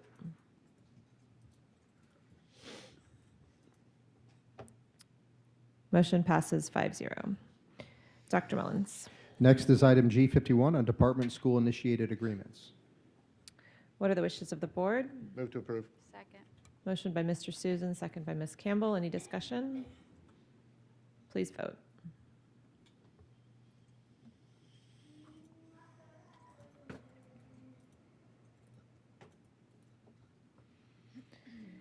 Motion passes 5-0. Dr. Mullins. Item G52 is on purchasing solicitations. Wishes of the board? Move to approve. Second. Motion by Mr. Susan, second by Ms. Belford. Any discussion? Please vote. Couldn't think of your name. Motion passes 5-0. Okay, this moves us on to our discussion points of the evening. We have one discussion point tonight that was requested by Ms. Belford to put on the agenda, and that's the RBTs in Brevard County. And I'll turn the time over to you, Ms. Belford. Can I ask a quick question? Oh, A quick point of order. Are we doing board member reports also? Do those come first? Yes. Oh, okay. We'll do board member reports first. Sorry about that. Thanks, Ms. That's okay. McDougall. Because I have a couple. Okay. No, that's absolutely fine. So I think as most people know that we all champion departments, and I have the privilege of having our human resource department. And there's a couple of shout outs I want to give. First to the professional learning and development team. They have been selected to participate in the Wallace Foundation Principal Pipeline Initiative, and they had over 75 teachers participate in the clinical educator training. so they can mentor new teachers. Also, with the Brevard Schools Foundation, the assistants, they hosted a night out for new teachers in our district, providing them an opportunity to connect with other new teachers. So I want to shout out to Mike, your department, well done. And then also, I just really want to shout out to the whole negotiating team. I am so relieved that it went so much better this year than last year. And I want to personally recognize Dr. Green, our chief negotiator, Rick Morton, our lead negotiator, Bradley Morrell from Rockledge High, Miss Trine, I hope I say your name right, from Jefferson Middle, Rachel Roberts, Columbia Elementary, Christy Boyd from Quest Elementary, Maggie Russell from Challenger 7 Elementary, Mark Langdorf from Risk Management, Rachel Schwint, I don't know if Schwint, I'm so sorry I mangled your name, from Compensation, and Melissa Braun from the ESE Coordinator. So, and also Dr. Setti, thank you very, very much. Your team worked hard. I am happy for the outcome, so thank you all for all your diligence.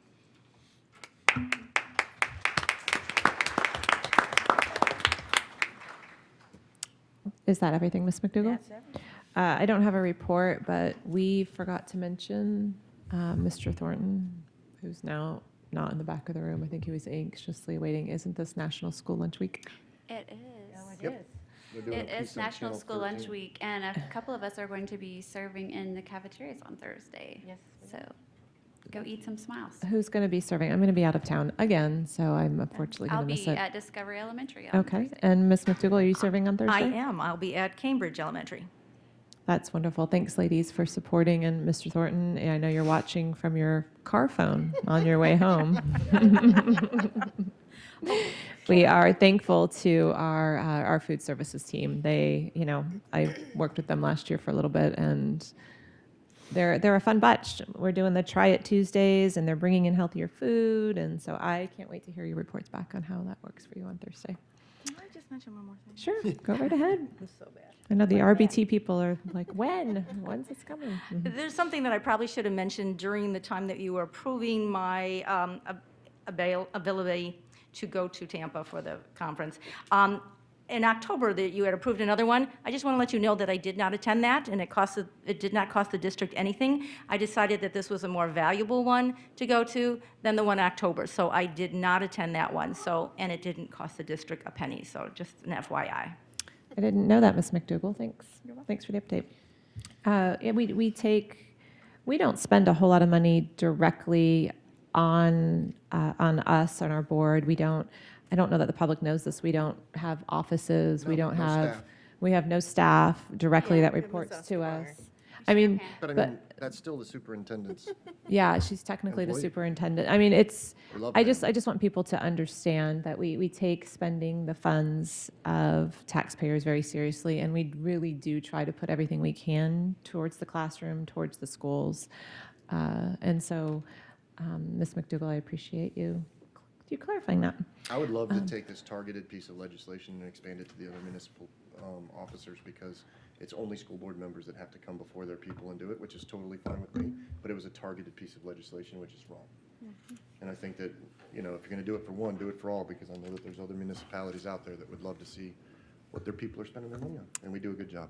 Thank you, Mr. Susan. Are there any more board reports from your divisions or anything? I'll give a quick update on the school security safety specialist / guardian training that I have been attending now. This is week 4, and it has been a remarkable experience, to say the least, out of my comfort zone like never before.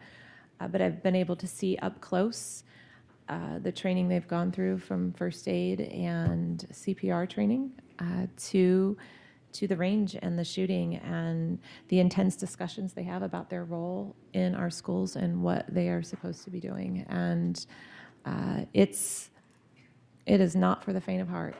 I will not admit that I had shed a tear or two during my and I haven't completed the 176 hours yet, but I promise you none of them were shedding tears. These are strong individuals that we can be very proud of them stepping up and serving in that capacity in our district. So I know I've harped on it a couple times this evening, but I've been very, very moved by watching them come to the table with the skills they already have. That's the one thing that's remarkable. I came with no skills, basically, and they've come to the table with, in our class, it's a very small class, but there's one gentleman with 26 years law enforcement.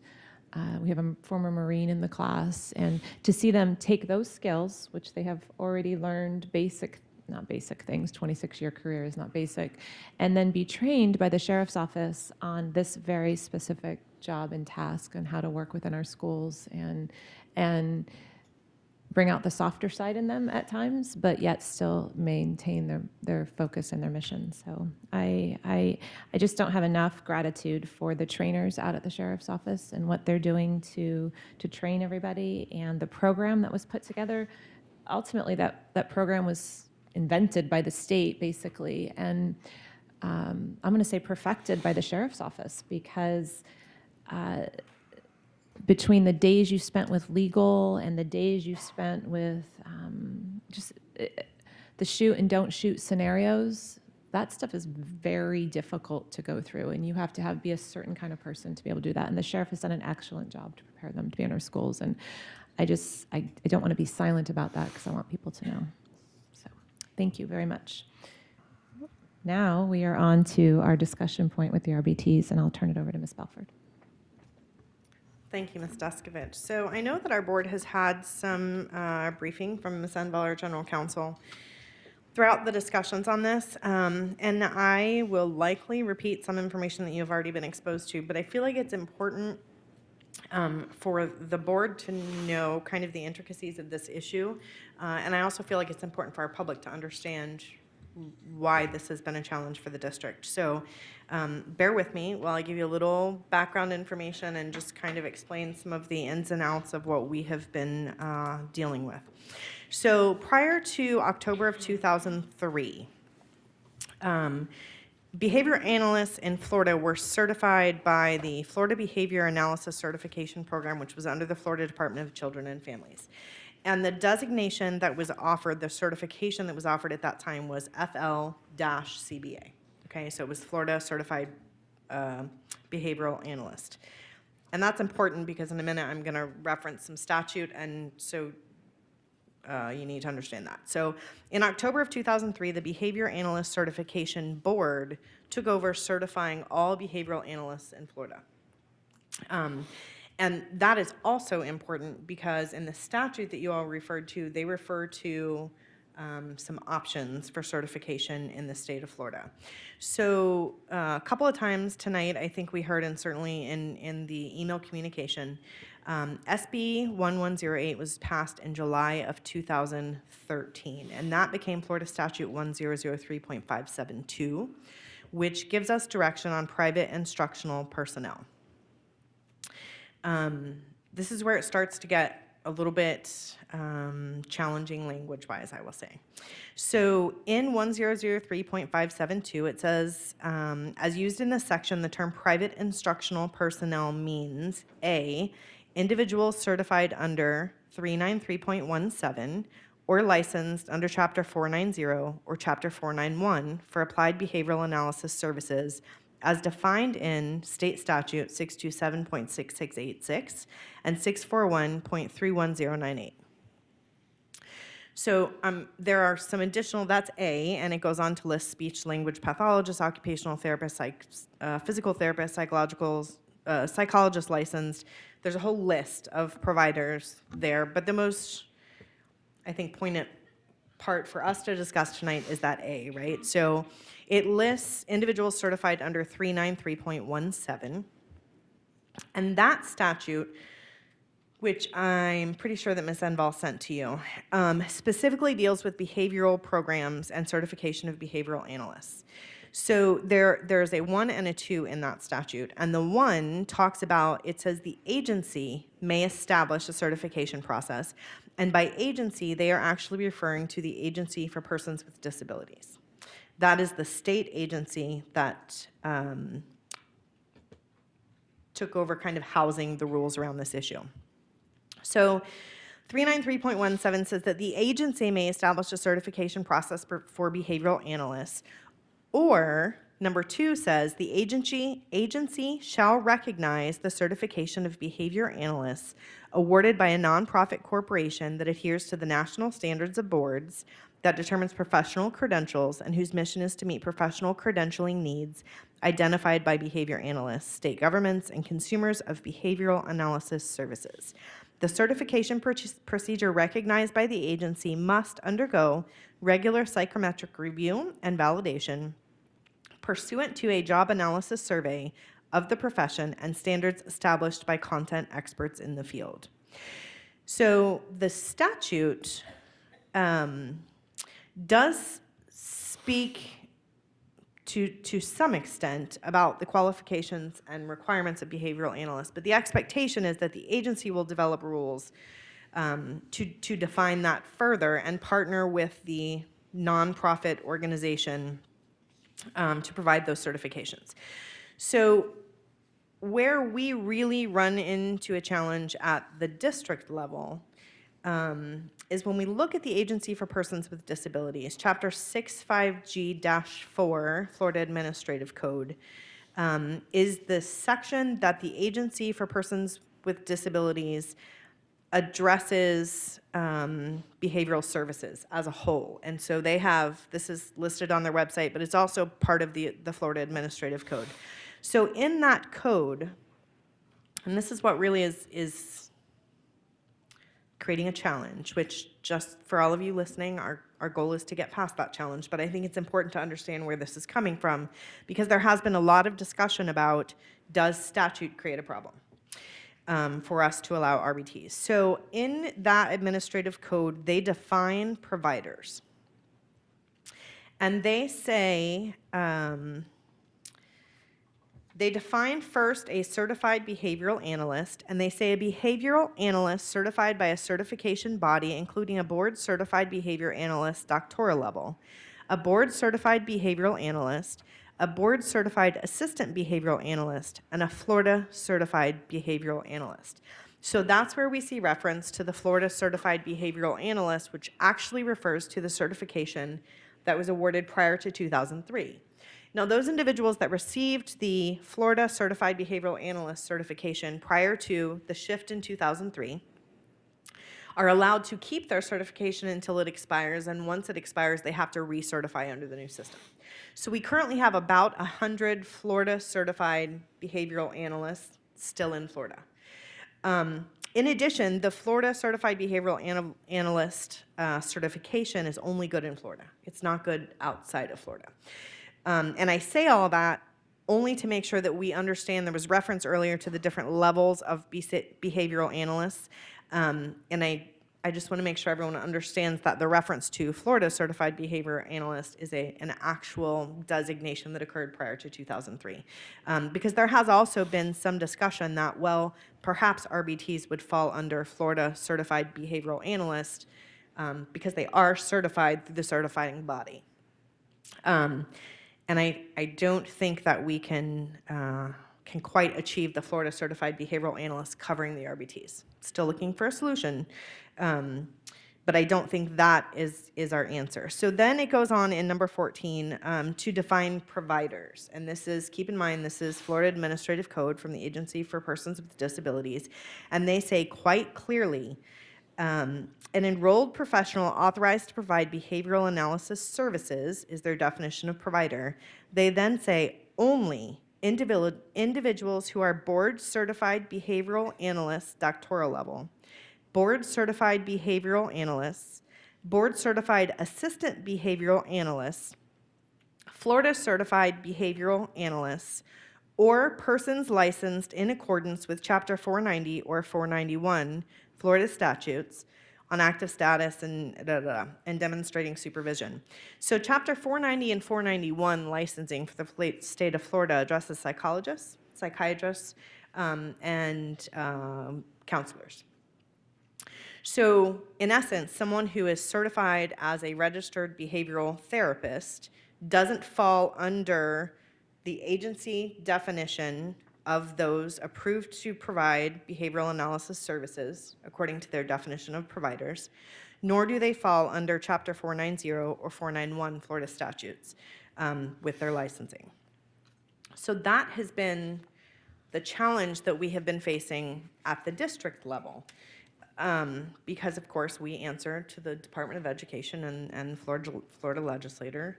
And so trying to find a way to make it work without violating any of those clauses is what we have been trying to work through for some time. In addition to that, and I believe you all were copied on this as well, Broward County received through the Bureau Resolution Determination, Bureau of Exceptional Education and Student Services involving the Broward County School Board. Back in 2017, there was a complaint filed against Broward County for not allowing RBTs in their schools in Broward. And so it went to a hearing, and the ruling on that was upholding that Broward County was not required to allow RBTs into classrooms. So there's sufficient indication that RBTs are not currently included in law. Where we run into an issue is that RBTs, the certification of RBTs, did not exist at the time that the law was passed. So therefore, it's not included in the definitions. And the Florida Administrative Code, through the agency, has not been updated since the law was passed. So our challenge is, I think, not necessarily finding statute that will allow us to incorporate RBTs, because I'm really not sure that there is specific statute outlining RBTs at this point in time. I have been speaking with Representative Placencia on a regular basis, and initially he was of the opinion that there did not need to be a change in statutory language. My last conversation with him, and I know this will not come as a shock to you all, what I shared with him, but I said, you know, here's the issue. The district is currently in a gray zone. And yes, we can potentially work together and find a solution for Broward County. But what we really need is for our legislators to take the lead and get rid of that gray zone. Because I think if we look at the intent of the legislation, the intent of the legislation was to provide services to students, yes, to provide that additional support, to provide those opportunities, especially when the services have been prescribed by a doctor and are being paid for by the insurance company, which is also a whole other section of statute requiring insurance companies to pay for behavioral analysts, all versions of certified behavioral analysts, and RBTs. So I am confident that Representative Placencia will be bringing forward language in the next session to clear up that gray area. As I expressed to him, it is not uncommon for the district to be caught in between the legislature and the Department of Education and trying to determine what path we are supposed to take. So in looking at some precedent, one of the things that we came across was, despite the ruling on the initial complaint against Broward County has since instituted an application process that outlines some specific expectations of their RBTs in the schools, has parent commitment, RBT commitment. I think it is a good process in place to protect us until we can get to a place where we no longer have gray language, in my opinion. And not everyone will agree with me on it being gray language, but I think there are some clear issues in statute that simply have not kept up with industry changes. And so I asked for this to be put on the agenda tonight for discussion with you all. In full disclosure,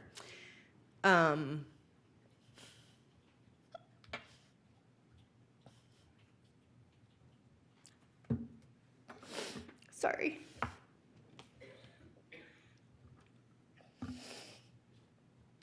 In full disclosure, the student that was referenced tonight and has been covered in multiple news stories. Thanks.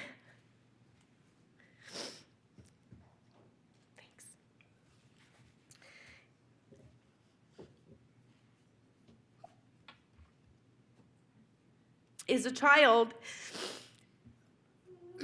that I have known for quite some time. Prior to his illness, as his dad referenced, and many of you know I also do survival swim lessons. I am currently working with him on survival swim lessons. He is very drawn to the water. He is happy in the water, but he is not safe in the water. And so that's one of the things that we've been working on. And I will tell you, not only from the perspective of a school board member do I see the value in RBTs being appropriately included in the classroom environment to provide student support, but his RBT even comes to lessons with him. Like she works with me to understand, she understands my processes. So like, for example, one of my big things is kids should not go into the water until they know an adult is ready. And so with all of my students, I use Ready, Set, Go. The first day that Andrew came to lessons this year, Ready, Set, Go meant nothing. But his RBT was able to incorporate that through work with the certified behavioral analyst to help develop an understanding of that concept. And now he waits very nicely until it's ready for him to actually swim. So I see the benefit. And I'm not saying every situation is perfect, and I'm not saying that we don't need to have some parameters. But I do think that if there is flexibility for us to provide those services, I think we should. Crying school board. Can I speak this? Only if you're not going to cry. Can you guys just give her a round of applause for giving probably arguably the best thing? I mean, that may be the best presentation on an issue that I've seen since I've been on school board, and thank you, Ms. Belford, because I was trying to do all the research, and all I had to do was just listen to you. That was amazing. Hey, Thank Miss you. McDougall asked for the floor. I know, but I just wanted to get a I told her clap in. no, but she I was... can present. All right. Miss McDougall. You know, as a former school social worker, I have worked with behavior analysts in our schools, and they do provide a very valuable role. And so I would like us certainly to set some parameters to make it happen so that we too can have this service in our schools, because it only helps our students succeed. So that's what we're all about. So that's what I'd like to do. And I do like looking at Brevard's packet of oh, I'm sorry. Broward's. We're Brevard. The other B. Broward's packet, I really think it gives everybody some parameters. It protects our students. It protects our schools. I think it's really a good packet, so I'd like us to think about that. Thank you, Miss McDougall. Ms. Campbell or Mr. Susin, do you have any comments? Go and then I'll go. I asked earlier in the day, I think I asked Ms. Inval, would this require us to develop a policy? Because that's a really long, drawn-out process. In the meantime, it could be 2 months more that our students, and she said that there's a way that maybe that we can ask for a, what's the word? A plan so we can get something in place to get the service with parameters. Because I look at this and, okay, why would Broward even do that? Somebody, this is the way it works for our students sometimes too, somebody ruined it for everybody else. And unfortunately, there are people in every profession who ruin things for everybody else. And so we need to have those parameters to make sure that, like I said, our students are protected and our schools, but that provides this opportunity. So I would like to see us, you, Dr. Mullins and staff, develop a plan for us that is workable, but has those parameters so that we can get this going, and the quicker the better. Thank you, Ms. Campbell. Mr. Susin? So I'm in complete support, same way. I probably would be just on the fact of the presentation that you gave, Ms. Belford. But I do want to say that we miss a little bit of a fact, that this not only helps the individuals that are being addressed, but also the students in the class, the teachers, the admin, the entire education system put together. When an individual achieves inside of our district, it also helps the students around them achieve, the teachers achieve, because we're one team. And I heard somebody say earlier that you feel like we're on separate teams, and I could see why, and I would hope that this can come together and we can work together because we all care about these kids. So I did want to say that I'm in full support.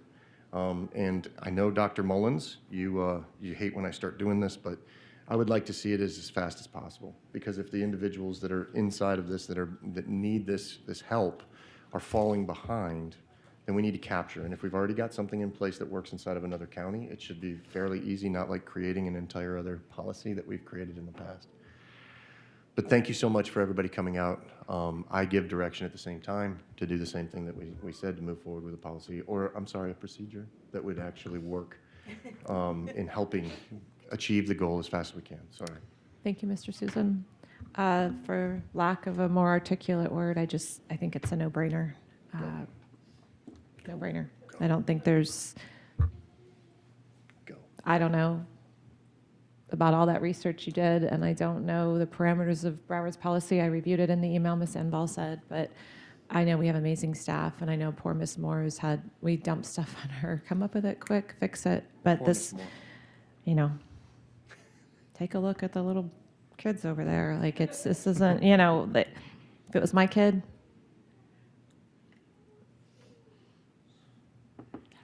So I think it's time to entertain a motion. Ms. Belford, do you want to do the honors? Well, You I probably- don't I even know think that we need a motion. I think we just need to give direction Is that it? that is the path that we would like to move forward. I don't know, Ms. Moore, if you wanted to weigh in, make recommendation, I don't want to close you out of the loop on it by any means, because I think that you have important input. I know we had spoken previously, and I think that you are comfortable with the Oh, yeah. Broward plan. Before Ms. Moore makes comment, I do want to just make, this has been on Ms. Moore's radar as early as it has on anybody's. And she has been in conversation with different individuals in the community, as well as Ms. Belford. And to move quickly would be an understatement. That she hasn't already, and her staff, tackled this, looking at statute. And I know, Ms. Belford, you were helpful in as well. But I just want to give Ms. Moore recognition and acknowledgement that this has been on the radar the moment it became an issue and a concern. So anyway. Yeah. And- There's a couple of things that I think were said tonight that really bear repeating. And Tiki said, where is there? She has said one of them. She said that statute language hasn't kept up. And one of the things that Ms. Enville did is she surveyed all the districts and said, how are you interpreting it? And it's not fair to the districts around the state that some are interpreting it one way and some are interpreting the other way. The statute language needs to be cleared up. So I have had those conversations with Representative Palencia. He has responded back. Hopefully that will happen. But probably the thing that was most significant for us as we reviewed it, Patricia Fontan has done a lot of the work just keeping this all together and figuring out where the issues were and how we were going to fix it, was the packet of information we got from Broward. So when Broward had the decision made in their favor and later went back and reviewed based on the fact that the language didn't exist, even in 2017 when that decision was made, I believe the language, and correct me if I'm wrong, for certification happened January 2019. I mean, it's fairly recent. Is that accurate? Yeah, it's fairly recent. Yeah, right. So as soon as that language came into effect, Broward recognized it and put out this packet. And as Amy Enville and Patricia Fontaine and I have started looking at the packet, our initial response was, this is good. This is really good. And this addresses some of the concerns that have come up. In the meantime, our bureau chief for exceptional student education up at FDOE has written back as late as Friday and said, we're taking it to legal because we've been questioning them. You know, we're not keeping up with the current language of certification, and the statute language and the rules aren't either. So she's supposed to be taking it to legal up at FDOE. We're waiting for that response on Friday. She said that it was happening. So moving fast is not going to be an issue because we all have the same foundational knowledge. I don't see why this can't happen relatively quickly, and by relatively quickly, I'm saying between 2 weeks and a month. Thank you very much, Ms. Yeah, Moore. We you bet. appreciate that. So is there any more just concerns or discussion? Dr. Mullins, do you feel like it's clear direction? Yes, very much. Ms. Moore has been working on this for at least a couple weeks now, so I think Great. we're very comfortable with where we're at, where we need to go. Great, thank you. Thank you, Ms. Belford, for your tears. And thank you all for coming out and speaking on behalf. A lot of times we don't know of problems and concerns and things that have changed and directives that have changed down within the district. And so it's important that you reach out to your board members and reach out to us and let us know when there's concerns so that things can be addressed appropriately. Is there any more discussion items anyone want to bring up? Anything else we need to discuss this evening? Everybody's good? Thank you to Ms. Mullins and his daughter for sticking through the entire meeting. Oh yeah, we have Mrs. Mullins it. and little Miss Teacher in Mullins here Memphis- tonight. Memphis, Tennessee teacher in Title I school. So I'll do it since you acknowledge them. I do a shout out. My oldest daughter, Chelsea Richelli, she's married, and her husband live in Memphis. She's a second-year high school math teacher, and couldn't be more proud of her. So she's here on their fall break. What a fun thing to do on your fall break. I said you need to come look at what happens behind the scenes. Take your daughter to work day. I will be in for Chick-fil-A on the way home for sure. All right, I think that So, could go. just quickly, Chelsea, I have a seventh grader taking algebra, so I might just have to ask your dad to give me your number so that we can make it through this year. Okay, I think that concludes our meeting. Meeting adjourned.